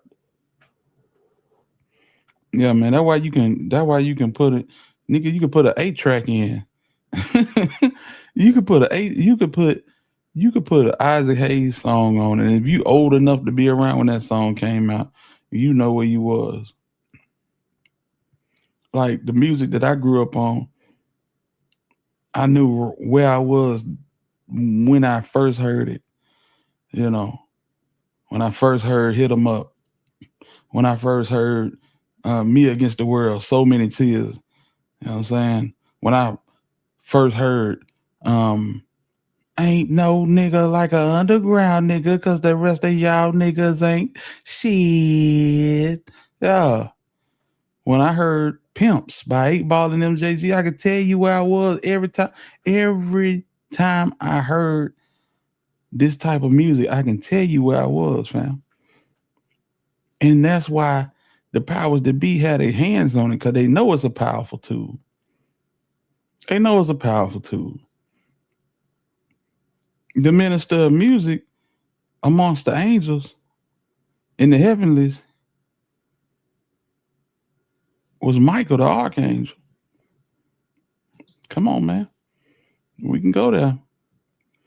Music is a powerful tool. Just think of however you listening to it usually sets your mood. Exactly.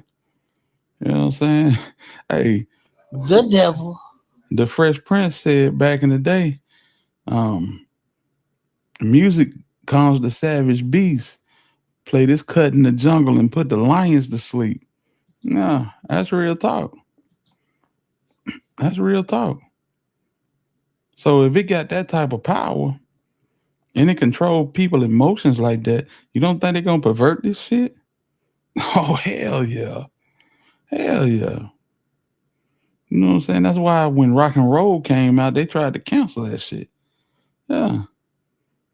And when rap came out, they tried to cancel it. But they were like, hold up, don't cancel it. we can have these niggas on autopilot with this shit. So they gathered all the top artists in the room and they devised a plan. Nigga, you need to rap about this. You need to dress like this. You know what I'm saying? Women, you need bikinis on. And we're gonna make this like a contest. Y'all disrespect the fellas, and fellas, y'all disrespect the hell out of them. Yeah, and that's how we're gonna run it. And it's been running like that since 1991, I want to say, when they had this meeting. You know what I'm saying? Yeah, they had the meeting to change the game up. Mm-hmm. Yep. Real crazy shit, bro. And Rose, I grew up listening to NYC rap first. We was actually driving down there frequently. Yeah. But shit, that's the only rap it was for a long time. Yeah, we was listening to Cool DJ Red Alert and all them niggas up north. Until we, you know what I'm saying, got Luke Skywalker and They didn't really want the South in the rap game, period. No, because them niggas was racist against. Boy, we ain't gonna get into how New York niggas was racist against everybody for real. Shit, if you ain't from New York, you country as hell, fool. A nigga could be from New Jersey and they country. Oh, them country niggas in Detroit. Oh man, yeah, for real. You know, but it is what it is. Just like what we covered in that Boosie situation when that promoter said, I don't know if they don't do math quick or something. Man, shut your bitch ass up. And damn, what the nigga of New Jack City? The one that got caught behind the desk with Puffy, the tall nigga. As I'm dreaming and don't let me sleep. That nigga. Looking ass. Shit. You know? Christopher Williams from New Yeah, Jack City. One got caught up under the desk with Puffy. Mm-hmm. Yeah. Niggas is hell, bro. To be honest, it's really like that. I can break it down. I'm from New York. Yeah, I know it's like that. What used to be so funny is niggas would come from New York. And you know what I'm saying? They be rotating down here in Birmingham and niggas be like, yeah, bro, just call me New York. Yeah, my name New York, bro. Like you the only nigga down here from New York. Them type of niggas don't last 2 hours. Man, I swear to God, the expiration date on them niggas be real short, man. They come quick, especially, yeah. Y'all niggas, y'all up north, y'all about to stay out of Memphis with that bullshit. Yeah, New York, nigga. Boy, we like, ooh, boy. This shit here finna be cake. No, bro. Come with respect. Respect will be given. You know what I'm saying? But niggas need to pat themselves on the back because they were from New York. Nigga, we don't care about you being from New York, nigga. I'm saying you gonna die quick. You gonna die quick. You finna leave or you gonna die. I mean, the females might like it. Oh, yeah, the way he talk, it's so proper. And nigga, we don't give a damn about it, man. See, because a little disrespect always come with that. And niggas, The women don't even care about that shit no more. They want to know how much money they got and they can bring it back to us. Yeah, for real. Yeah, that shit that played too. Hell, we got internet now. We can listen to anybody talk. You know what I'm saying? Yeah, but they used to try to run that shit. You know, if the Miami boy wasn't finna make it down here than niggas from New York one. I remember as a little kid, the Miami boys came down here and thought that they were gonna, you know what I'm saying, move that package. And niggas got right with their head, boy. For real.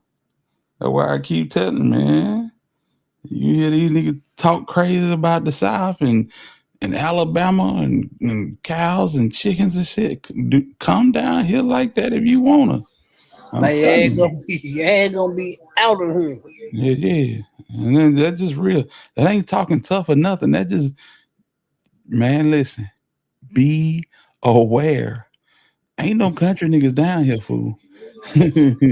We might talk country, but that's where the buck stop right there. Yeah, we're gonna get with the shit. Man, see, a lot of people don't believe it. If you never been there, you would think that like B-Ham just a quiet country town, and then it ended up on the first 48. Now B-Ham been off the chain. I can tell you because I lived in the car, I lived in the pan. The B-Ham been off the chain.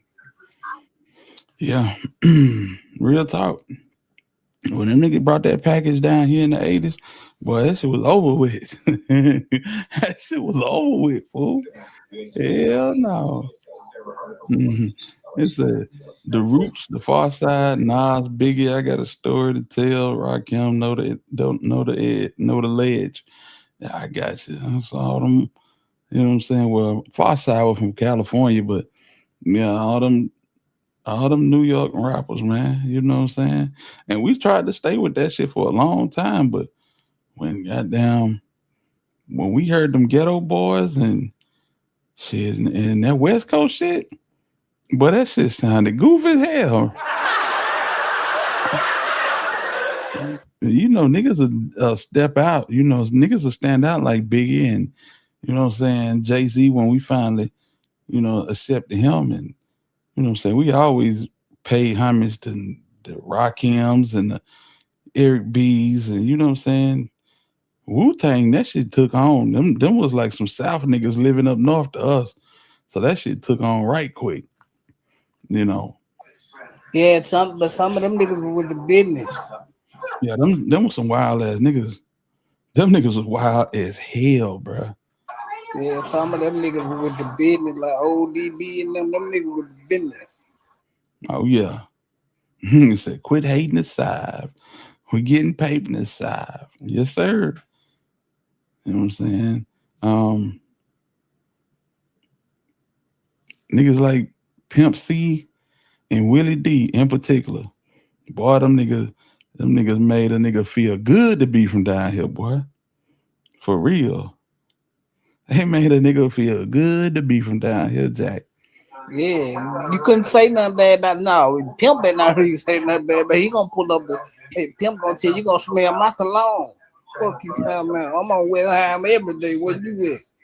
We used to righteous, you know, and when I was coming up, we used to listen to this shit and we thought that we wasn't good enough.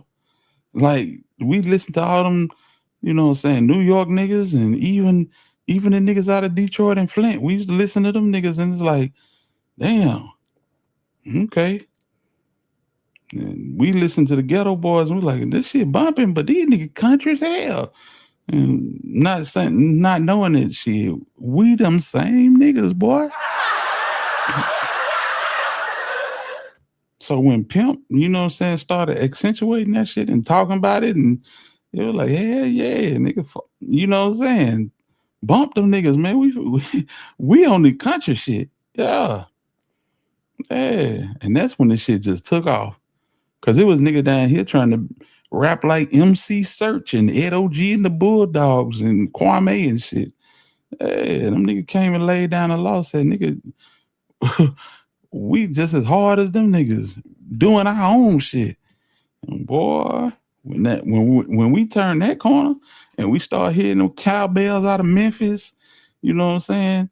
On them goddamn Tommy Wright III and all them niggas, and going to Atlanta and listen to that roll it up, my nigga, roll it up. Success and Effect and MC Shiesty. Man, listen. That shit was over. That shit was over, bruh. Y'all don't know about that. Y'all don't know about that. Yeah. Shout out to the Memphis legend Tommy right there. So that's my nigga. Yeah. Gangsta Pat. Come on, man. Yeah, Gangsta Pat, Pretty Tony, OG Womack, 38 Slug. A lot of Memphis niggas. Squeaky, Tom Ski. Goddamn Scarface, Al Capone, Cream. Yeah, man. Gang the Black, Fly. All them niggas, bro. Yeah, them niggas, man. It's like, ooh-wee. Yeah, that shit made a nigga proud. That shit made a nigga proud, boy. Said Fifth Ward boys. Yes, sir. Fifth Ward boys, Fifth Ward juvenile, gangster nip. We didn't listen to all that shit. That's why I'm gonna tell y'all something. It was hard. It was hard as hell for a nigga like me when Jay Prince and the Prince family start getting caught up in all this foolishness.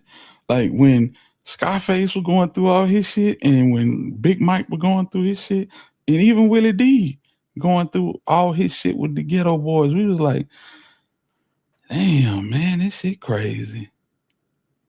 But it never changed our perception on Rap-A-Lot. You know what I'm saying?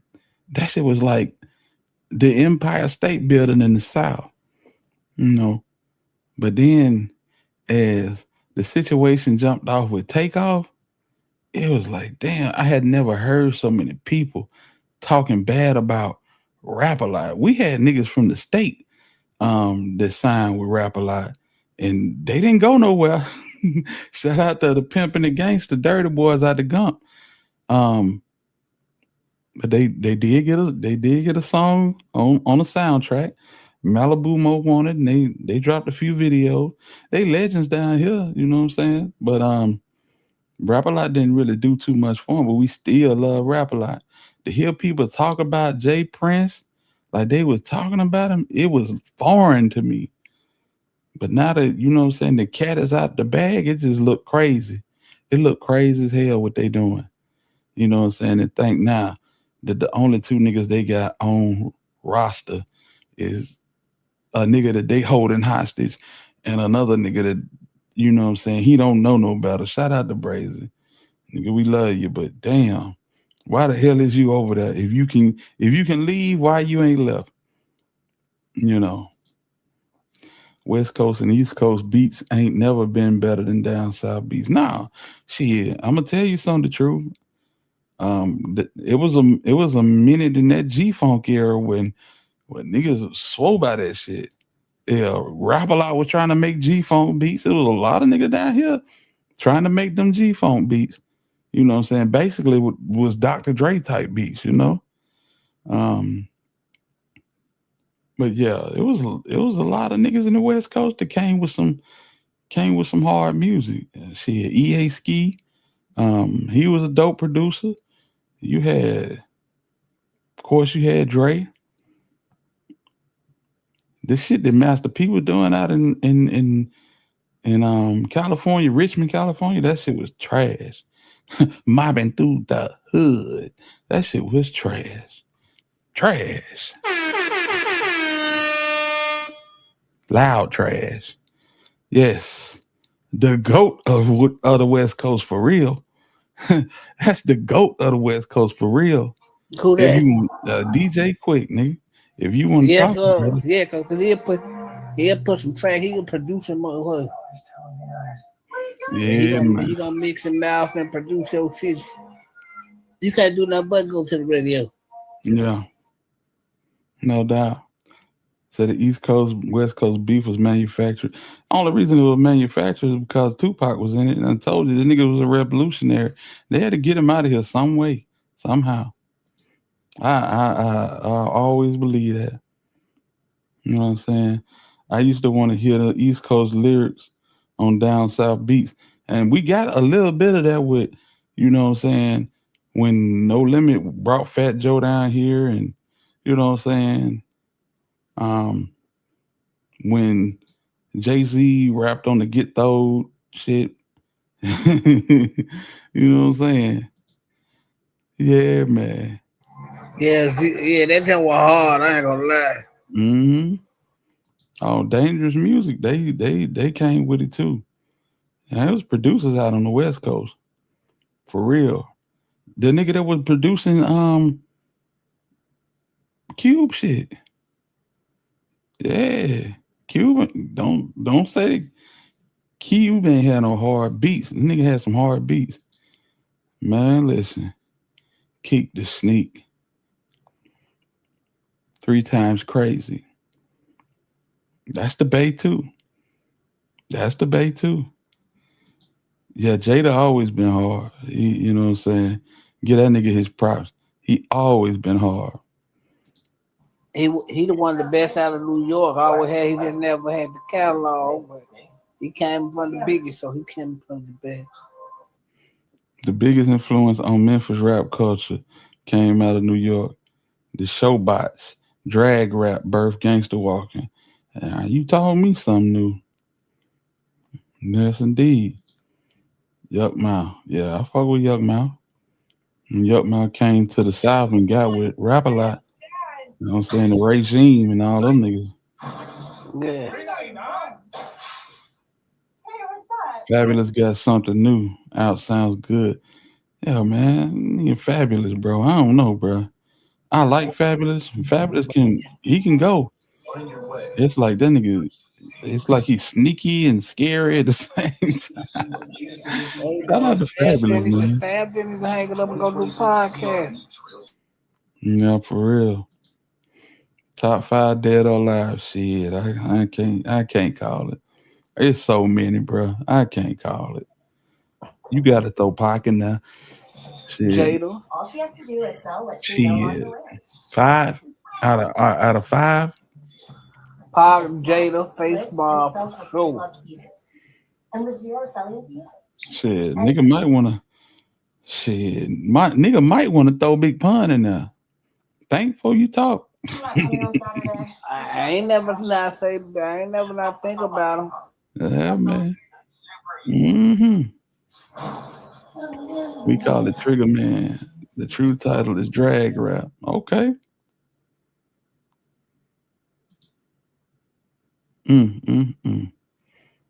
Sir Mix-a-Lot. Gore-Tex out of... No, he wasn't out of D.C. He was out of Washington State, Seattle. Yeah, man.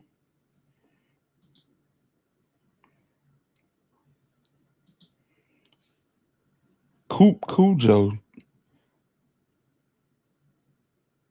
Who is Coop Cujo, Antonio? You ain't talking about the little light-skinned nigga with the big fro, right? You ain't talking about the little light-skinned nigga with the big fro. Holla at me. Let me know something. But yeah, man. So the whole game pretty much changed to the point where it was so many niggas coming out putting their own spin on the shit. Goody Mob, huh? Oh, you talking about Cujo Goody? Okay. Rakim got them all beat. Rakim, he had a glimpse. You know what I'm saying? Shit. 2 albums. Paid in Full. What was the second album? What's Rakim's second album? Let the Rhythm Hit Him or something like that? It was just it was a short time, but the shit that he laid down on them two albums was just, you know what I'm saying, iconic. So I will give him that. You know what I'm saying? Big Pac, Pun, Nas, The Lox. Nope. You got to take Nas and The Lox off. I might give you Nas, but you got to take The Lox off. You can bring Jada in, and I don't have nothing against Sheek Luch or Styles P, but they don't have no standalone music that slap like that. You feel me? Yeah, Rakim, he had a short run, but the shit that he dropped within that time was just crazy. You know? I remember when niggas said that Dr. Dre picked him up, and it was like, oh shit. But then we ain't know that Dr. Dre was on bullshit. You know what I'm saying? Nigga so self-conscious about himself, taking nigga 10 years to drop a record, you know? Hell, this a nigga on the 2001 album that he dropped that was, you know what I'm saying? He was producing right beside the nigga. And I'm like, damn, how come don't nobody know this nigga? And Sam Snead and all them niggas, when they went to diss and Dr. Dre, they told you. Nigga Dre was taking niggas credit. He was taking credit for other niggas' work, man. You know? Don't sleep on LL either. Radio albums, straight bumpage. Yeah, man. You know, I was a little bitty dude. When LL was, you know what I'm saying, kicking that shit. You know, Dear, Yvette. Yeah, man, we throw Dana Dane in there too.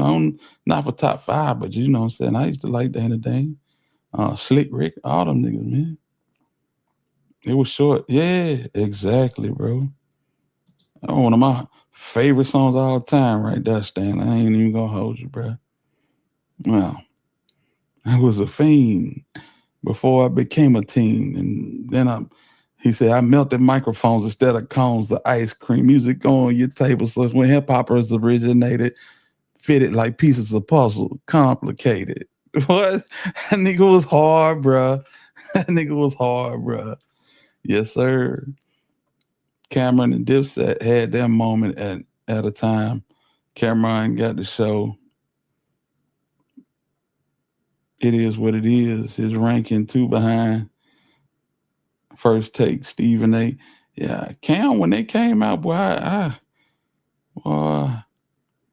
don't know why I didn't like them niggas, bro. But then I just gave in. I'm like, these niggas is fly as hell, for one. You know what I'm saying? But I finally gave in. It worked because they have history with each other. They know each other their whole life. Mm-hmm. Future come from the Dungeon family. Yes, man. Future is Rico Wade nephew, I believe. Mm-hmm. Absolutely. Yeah, Lil Wayne do go hard. Shit, we were listening to Lil Wayne back in 96 when he was 13 years old rapping that shit, man. Not cussing at all. You know what I'm saying? One of the hardest lyricists of all time. You know what I'm saying? We can do a whole live and talk about hip hop and never talk about New York hip hop. For sure, man. Yeah, man, that's like a plan to me. Shout out to the South. Exactly. Yeah, I listened to him. I watched his movies and everything. Killer Season was my shit. I'm listening and hopping in and out of the chat, talking my shit. Let's go. Salute the Black Barbie, man. Drake run this shit. Ooh, I hate to be a part of a world where Drake run this shit. Oh my goodness. Salute to Drake though. You know what I'm saying? I ain't even tripping. You know, he had a run where he was just smacking shit, you know. And if he hadn't gave that feature to Dirk, who knows what Dirk career be? Damn. This nigga Dirk wrote a drill song and had the nigga Drake, one of the biggest artists in the world, singing drill music. Damn. Next time you listen to that song, listen to what Drake's saying. Dirk wrote every word. This nigga Drake was singing directly to FBG Duck and STL and St. Lawrence and all them niggas, bro. What's the name of the song? I never heard it. Laugh Now, Cry Later. I'm gonna go check it out. Yes, sir. Man, nigga, bruh. That nigga Dirk hell, boy. When you think about it, that nigga Dirk hell, boy. You think Dirk coming home? Man, I can't call it. I honestly can't call it, bro. You said these are getting off? No, I don't. Shit, I don't know, bro. It's a state case. A lot of shit can happen. So it's a fake way. Yes, no. Yeah, it always have been a state case. What about what you think about your man's T1 bad low bling wife? Ain't nothing to think about it. That nigga cooked. Go ahead, said he what? Go ahead, said. What you mean? Throw that line out there, yeah, I would say, man. No. Oh, man, you know, I forgot to jump in. You be cold the way you say that shit, though. What? I forgot the jump, man, but it be cold when you say that, motherfucker. Cause Steve just say that, boy, like. That damn Banzo Bling, he hell. Yeah, Key1, Banzo, Blade, White. Yes, sir. Them Banzo. Hey, man. That nigga say he beat Kendrick, too. No, the hell he didn't. He talking about. Man, out here messing with Elton. Elton like getting like 7 rebounds a game. Get big strong, motherfucker. Yeah, man. And we ain't heard from Key1 in a while, man. Nah, cause that shit getting real. That shit getting real. Nigga said he beat Kendrick too. Man, you think Kendrick got beat by Drake in their little battle? No, but I don't like Kendrick neither, really. I like Kendrick. I listen to some Nip. I listen to some Game. About far West Coast, I'm gonna get. Don't say nothing about Tupac. People in the comment. Tupac from New York. Man, listen. Dolph was from Chicago too. Niggas know what it is. Niggas know what it is. Niggas know niggas get adopted every day. Niggas went to the West Coast and stayed in the trenches. Nigga, Marin City? Come on, man. The trenches. Hell no. Hey, man. You can name all them damn songs, Stanley. I can't agree with you on that. I get you some crayon grape and roll. That's what I'm drinking. Crayon grape right now. That's it. Are you serious? Yeah, I'm on some crayon grape right now, man. Boy, I'm drinking that shit too. Yeah, I'm drinking my back and legs and no motherfucking day, but I'm drinking crayon grape. So crayon grape is what you drinking for that shit? You better be drinking some water, nigga. Fuck. Yeah, I'm gonna drink some water. No, I'm gonna drink some water too, man. I'm just drinking some crayon grape right now. Yeah. ZK said, who gave him the fake pills? Who we talking about? Oh, boy. Give me Schoolboy over Kendrick. I ain't really listen to Schoolboy like that. Schoolboy, one hit wonder. Yeah. Crayon grape with vodka, boy. That should have put you on your forehead. What the hell? I'm telling you, if I mix it like that, boy, it'd be some trouble.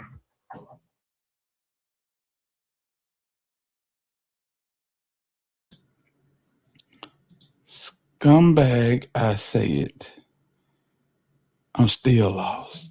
Shout out to Memphis. Shout out to Memphis. Hey man, did you see Qued's new interview on Cam Capone? Nah. Yeah, we already went through that. The interview he just did today on Cam Capone, he just put out? No, he nigga just chopped that shit up. You know that. We went through the whole interview. No, I ain't going all the way through the whole bit. He was dry snitching from the clip. I'm like, man, why would he do? I just wish he would left certain shit alone. Yeah, nigga, we bumped into Yo Diddy and all this shit. Yeah, we went over all that shit. Mm-hmm. I'm on Cranberry Pomegranate. This officially an old dude live. Hey, yeah, dude. This old dude live like a motherfucker. Yeah, man. This is a good line to be on. Yeah, I don't drink soda, so shit. The cran grape, that's gonna be the closest shit I get to a soda. Or I might pop out a Zevia. I don't know if y'all know what Zevia is, but that shit is sugar free and man, that sound like some Chinese shit. it's Zevia. It's soda flavored with stevia. Yeah, Nah, look it up, man. I pass on that shit. I keep the cran grape. Yeah, that cran grape got them. Yeah, this is an old dude live, bro. Fuck it, we out of here. Yeah, man. Nigga, cran grape. That shit got a lot of sugar in it too. But hey, that's what Cran, Columbia, Tennessee is like 4.5 hours from me, 3 to 4.5 hours away. Cause it's on the out on the other side of Nashville. Yeah, that shit on the other side of Nashville. It's out the way. For real. So you got Nashville, that's the middle ground. You got Chattown, that's the eastern part, and then you got Memphis, that's the western part, basically. Am I right? Yeah, Memphis is the western, yeah. And everything got Nashville on up that's east. Then you got Fayetteville, well I hang it, that's middle Tennessee, like right around through there in Huntsville, from Alabama. Yeah, that's up in middle Tennessee. Yeah. Yeah, man. I like sweet drinks, so I don't do soda. Absolutely not. I like sweet women, goddamn man. Some popcorn and shit like that.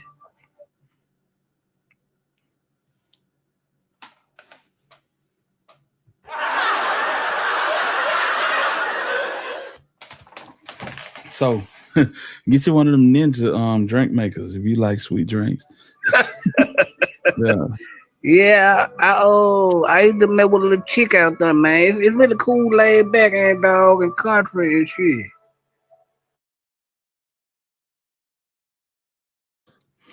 I like Murfreesboro. It's pretty, you know what I'm saying?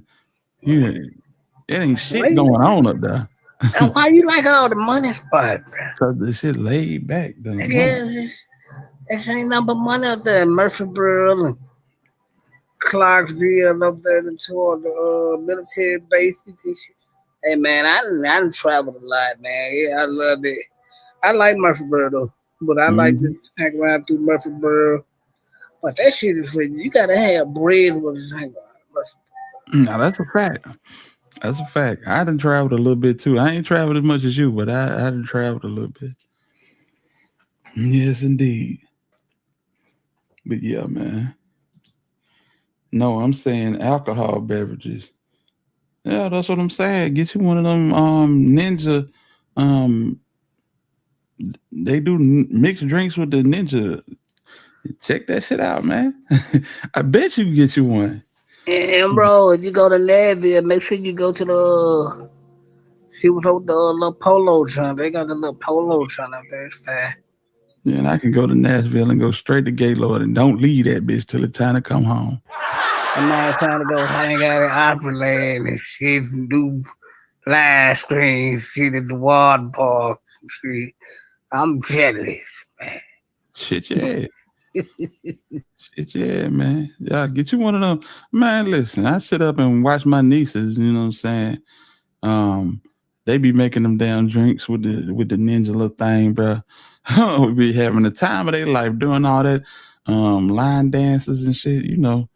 All them songs where the niggas, you don't hear them shits until you go to like black parties. You know what I'm saying? Yeah, man. I don't know the name of none of them damn songs. You know, I'm crazy ass song the fuck be playing. And dog, I'm gonna do it just for you, and dog. You know, make sure I make that happen for you, and dog. You asked me for it, and you always come support and show love to everybody. So since you, I'm gonna do it just for you, and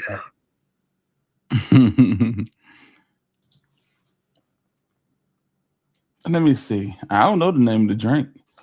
I'm gonna show it to you though. I'm gonna be going to town with them out here. Let me see. Hold on. Let's see.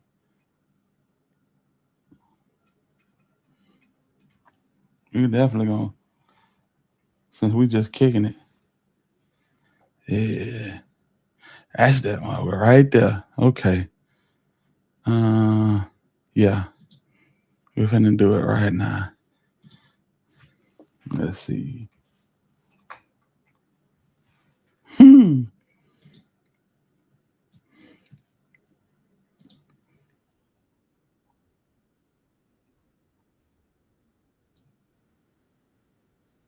Hello everyone, it's just a dad. Today I'm going to do a comparison between these two Ninja Thirsty systems. Yeah. So this what they be doing. And they say you can make carbonated soda and everything, but they be making mixed drinks and shit. Yeah, man. If there's one thing the people here at the That's it right there. They be making them damn drinks, and you know what I'm saying? That may not be it. Because they had glass on the top. But y'all know what I'm talking about. Say, hey, y'all, make that movie too. What movie? Yeah. It's like any type of drink you want to make. They, you know what I'm saying? Mm-hmm. But they be up there doing them little line dances and yeah, all the shit that Miss Shirley be doing, the little baby Shirley. They be up there drunk in the motherfucker doing all them dances and shit, bro. I swear. Yes, indeed. Said them shits be good. Man, I might drink a little Apple Crown and Coke or some shit, man. I'm bored as hell, fam. I'm bored as I don't do shit. Yeah. that's what we do when we get over. Get bored. We need everything we're supposed to do it. Yeah. Nigga used to ride around with God packings in my lap, rolling blunts, driving down the freeway, getting stupid drunk, seeing 3 of everything. That shit over with. How the fuck you seeing 3 of everything? Man, I'm telling you, nigga get so drunk, you see 3 of everything. I done been there, bro. I done been there. I told y'all, I might not have told y'all, but it was one night, it was my birthday. I got drunk as hell, fool. I got drunk as hell and ended up making it home. I was drunk as hell making it home. You know what I'm saying? Couldn't see shit. The next morning, my son, one of my same nieces, the oldest one, called me to get me to take her to school. She went to it don't matter, y'all don't know what the shit is, no way. But she got me to take her to school, man, and I pulled up on her, and she was coming out to get in the car, and I just started calling her from a mile away.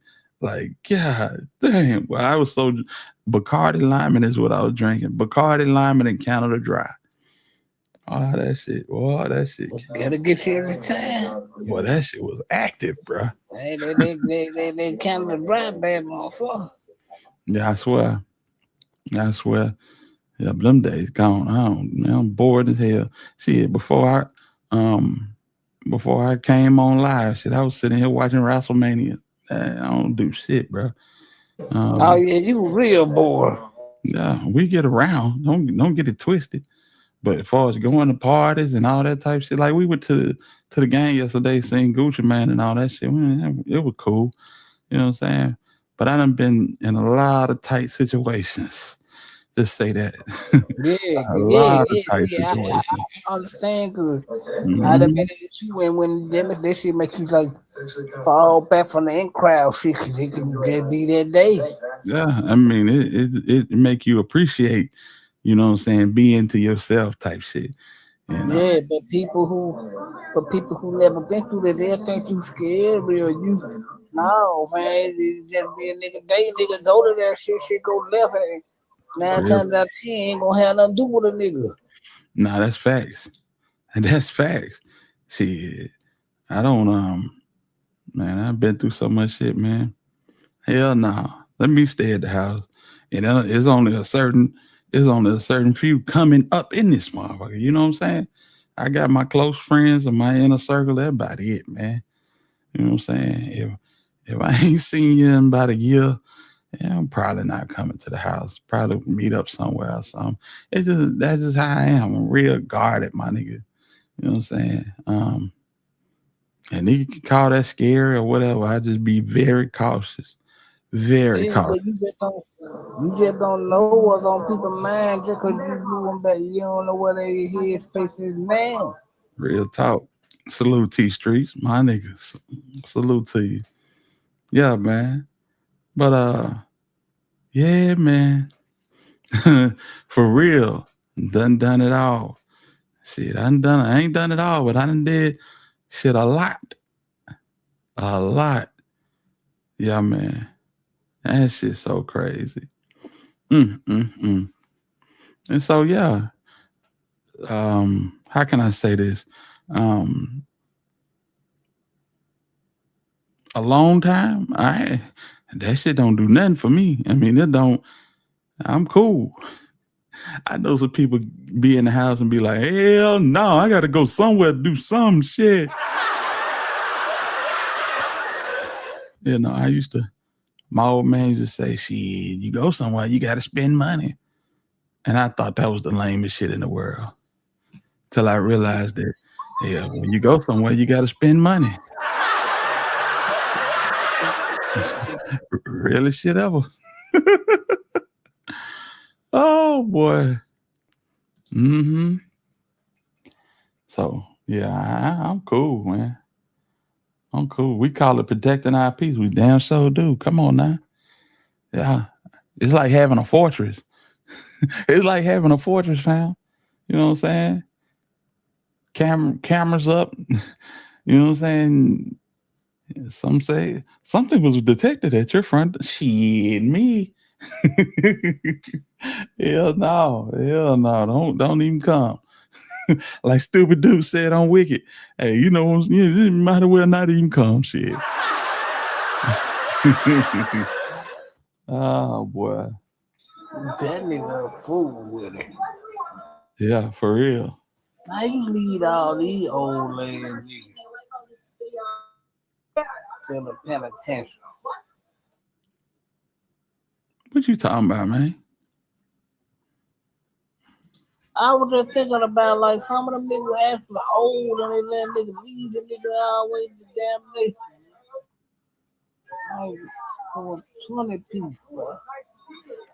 Like you gotta have somebody in your circle to think with the brain and know how to use your motherfucker. Yeah, for real. And Rose, this is shit I was talking about, man. I had it all wrong. Here it is. Let's see here. All right. Shout out to the homie Flossie Carter, man. I didn't even know he did these type of reviews. But yeah. This the one I'm talking about. This shit right here go hard. If you don't drink something, it'll make you want to drink something. Yo, what's up, everybody? This your homie Floss. We're back again with another video. And on this one, yo, what's up, everybody? It's your boy Floss, back again with another video. And today we're going to take a look at the Ninja Slushie. Now, you can pick this one up online. I'll throw the link up in the description. The price on this one, $300. Hey, put that bitch on Amazon and on your wish list and send links out to the fam. Shit. Yeah. Man, listen. Man, what in the brother club we got going on here, man? Hey, this shit fire, bro. I ain't know how much it costed, but I know they got that shit at the house, and boy, they be using the hell out of this motherfucker, bro. Check Floss out. Now, let me start off by saying this. This is not a sponsored video, and this is not going to be a full review. I just want to test this out and see if it actually works. Oh, it now, works. if you like what you see, make sure you buy it from Ninja's website. It's $300. If you go on Craigslist or OfferUp or eBay, people are buying them from Ninja and jacking up the price. And the reason they're doing that is because every time you go to Ninja's website, you're going to see it's out of stock. But if you like it, just scroll down, put your email in, and join the waiting list. So $250. Yeah, there it is. We ain't gonna go through all of that, but yeah, man, listen. Memorial Day, we'll link up. You know what I'm saying? My nieces. I got 3 nieces. My sister, my brother. He's a stick in the mud. He's a stick in the mud. My other brother, he just. And I understand why. He didn't suffer a great loss, so he ain't tripping. He don't want to do nothing. Sit at the house and watch WWE and shit. So I get it. But we'll be kicking it, big kicking it. Yes, indeed. Grandson been cutting up.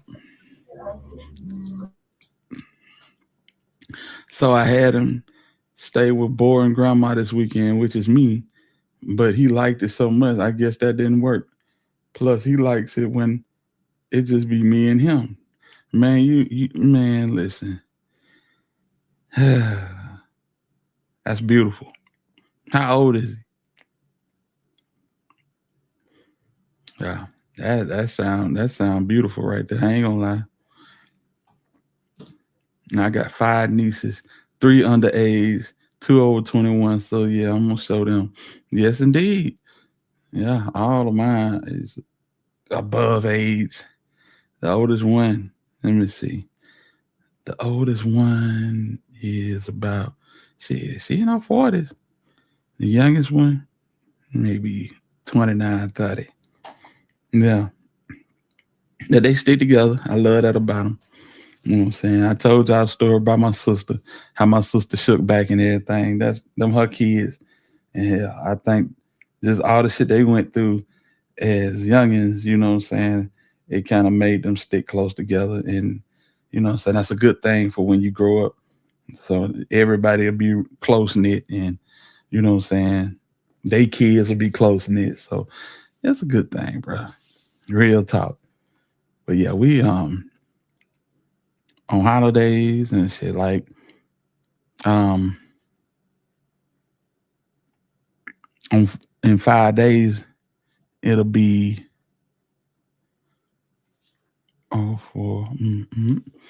it'll be my mother's birthday, so we'll celebrate that as well. Yeah, it don't seem like my mom been gone that long, but hell, time waits for no man, bro. Time waits for no man. Mom been gone for 12 years. Yeah, my mom died on her birthday too, so that was like a double whammy, you know. So Wow. Yeah. We was sitting up going back and forth on where we're gonna take her for dinner and whatnot, and we got a phone call to be at the hospital, and the rest is history. Yes, indeed. Keep them grandkids close. I ain't got none yet. You know what I'm saying? Hopefully it'll be a while before I get some. And keep them close, man.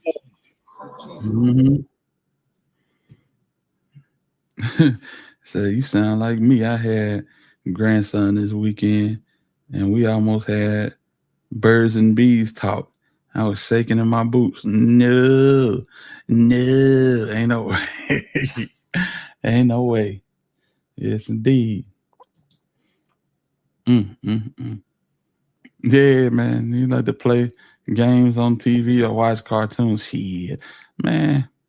These new age kids, they don't watch nothing on TV, family. It's all off the tablet. My boy grew up, he watched a little Nickelodeon, but after that was it. Everything else was straight off the tablet, man. Yep. And the kids coming up after them, they ain't, you know what I'm saying? I don't know who the little white lady is that have all the kids waving at the TV, but yeah, that'll pretty much be it. Don't nobody watch TV no more, fam. No, everybody outside. Yeah. Shit. That shit just too high. You know what I'm saying? I What's appreciate too that, J-Boss. What's too high, TD? Hell yeah. But yeah, you ain't lying. Mhm. Yeah.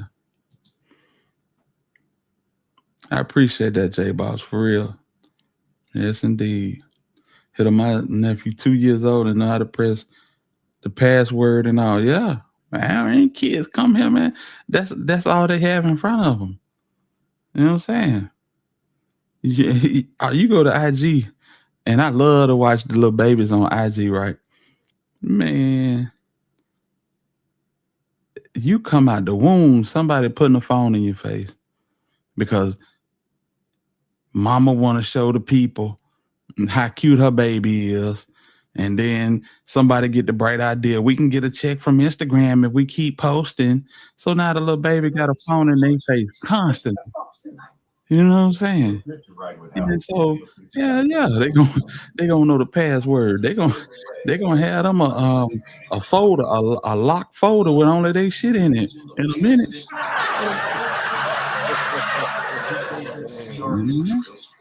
Yeah, Cocoa Melon. Being outside. Mm-hmm. Yeah, man, this shit crazy, bro. It's crazy. But that's the world we living in. Oh, Lord. Y'all listen, that's my time. We going on 4 hours. We just been chit-chatting, man. And I appreciate y'all for, you know what I'm saying, rocking with us. I know for the last hour, we went on content. So, you know what I'm saying? It's good to be able to just kick it with y'all and, you know what I'm saying, chit-chatting, you know what I'm saying? Everything got to be about content. So that's a dope feeling. I ain't even gonna lie. To be able to pop out with y'all and, you know what I'm saying, just chop it up and everything ain't got to be about content. That's a dope feeling. For real. It makes me realize that, you know, y'all really rock with the platform, you know. Real talk. There you go. I'm proud of you, bro. Keep it up. Man, we trying, bro. We trying. Hells no, my nephews and these grandkids not allowed to use my phone at all. And Rose, you got grandkids? Oh man, I ain't know that. Man. Yeah, man. I lost my dad 2 days. No, it wasn't 2 days. It was a week after Thanksgiving. Man, my dad passed on the 30th of November. Yeah. Yeah, man. God bless you, man. For real. He said, baby's coming from kissing. I left it at that. Ooh, yeah, leave it at that, bro. Leave it at that. I don't kiss. I hug. For real. Man, For I real. want that child. Fuck that. Mine will be 10 in September. Yours is 9. Okay. Enjoy that time, man. Enjoy that time, because it's going to come a time where they ain't not going to want, you know what I'm saying? You're going to see they walking down the hall and walking back in their room. Shit. I'm trying to tell you. I said, boy, I don't see you. Only time I see you is when you going down the hall or coming to the kitchen. Shit. It used to be like that. You know what I'm saying? We watch movies and all. We still do from time to time, sparingly. But shit, if he ain't on that phone, he on that game. You know what I'm saying? Yeah, I didn't know that. 0-6. That's dope. Yeah. That's dope. He just want to kick it, man. That's Yeah. what it is. He want to be growing up, man. He just want to do him. Yeah, man. Sometimes, you know what I'm saying, kids being around other kids, it get them the sometimes kids be wanting all the attention. And if granny can give it to them, grandpa can give it to them, hey man, so be it. You know what I'm saying? They'll go back, they'll eventually they'll get tired and and want to go back and deal with their siblings or whatever, or deal with their mom and dad. But, you know, it's a special type of attention that y'all gonna get them kids. And so they be there for it. They be all for it. And man, enjoy that for as long as you can, for real. You know what I'm saying? Yeah, no doubt about it. No doubt about it. But yeah, man, that's our time, fam. I just wanted to chop it up with y'all, go through a little content, and hopefully we be back out tomorrow, man. Y'all, you know what I'm saying? We most definitely want to pop out tomorrow. Let's go. Yeah, man. Y'all want to rock out tomorrow, just let me know. Sunday Easies. Salute to you. Yeah, man. Y'all got anything y'all want to cover? Hit me on IG, the Alabama Hitter. Y'all know what it is, man. But I appreciate the hell out of each and every one of y'all. We didn't have any donation tonight, but that's cool. Shout out to Herb for renewing his membership, man. I appreciate you, big dog. Real talk. But it's your boy, the Alabama Hitter. And on behalf of Cypress TV, this has been Hit Squad TV. And until the next time we decide to spin, we in the win. Good night. We love y'all. Salute to the hitters. Let me tell you something, little homie. I come from some pimping, my. I ain't gonna lie, bro. Like I didn't hear about some players and shit in Baton Rouge. Like I didn't hear about some. But man, you gotta know what Memphis stand for to know what I stand on, bro. You hear me? I'ma come on Grave Digger Mountain, and I'ma give you this pimp shit 101. And I'ma teach you how to be a player. I don't want to talk. I ain't your friend. I ain't none of that, you bitch. Bro, I asked my baby mama and them, bro. I didn't lay next door. Heard my baby mama and them get they back beat out for $200-300 when I was broke. I'm cut different. And I ain't cut like that. I don't need no bitch to go get my money, nigga. I'm a motherfucking man. I put the diamonds on that hoe, boy. Who the raised you? You pussy ass nigga. You better make some sense, bitch. I don't even argue with you. Fuck you. Man, that nigga say he done heard his bitch baggy blew out. Man, you toe up, man. Hey, then you gonna send a hoe to get some money. Boy, you uncivilized, you little pussy ass. Man, you sound stupid as a bitch. Matters, water, shit, for real. I got your bitch skinny dipping at the crib. I'm serving, counting, smoking, ounce. I just made a play for 300. Yeah, my bitch, she bad. All my niggas rich. I got one for cheap. Damn, I feel like two-tone rape on some big feet. I fucked her to sleep, then jump back in the streets. Mama put me out, I'm straight out the trap. Stuffed 100 in a box and sent them across the mouth. I'm geeked up on that lane, counting while you sleep. Everybody eat. Hey man, you seen my phone? Which one, man? I just found the trap phone. Baby rap business, bitch. Yeah, 4 diamond rings on.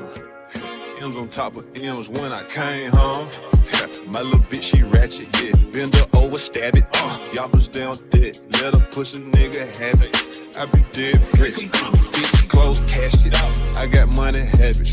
Tragic. You see the pounds, now you don't. Trap, nigga, match. 1,000 pounds gone. If I make it, man, me disappear. Am I wrong? Getting head on the E-way. I just hope I make it home. Bitch ratchet just like Trina, but she fan like me alone. She bad and she a savage, yeah. Pretty and she nasty, yeah. Do she call me daddy, yeah. Met her in Louisiana, fucked her down in Dallas, yeah. Doubt that you get your first million sending things from Cali, yeah. All we know is trapping, yeah. 100 rounds in traffic, yeah. Hey. Trap, trap, trap, trap, trap, trap, trap, trap, trap, trap, trap, trap, trap, trap, trap. Count, count, count, count, count, count, count, count, count, shout out, count, count, count, hey, count, hey. If your bitch look good, then I might take her. Yeah. I just fuck them now. I don't wanna date her. Yeah. Nigga, where your cake? You look like Captain Saver.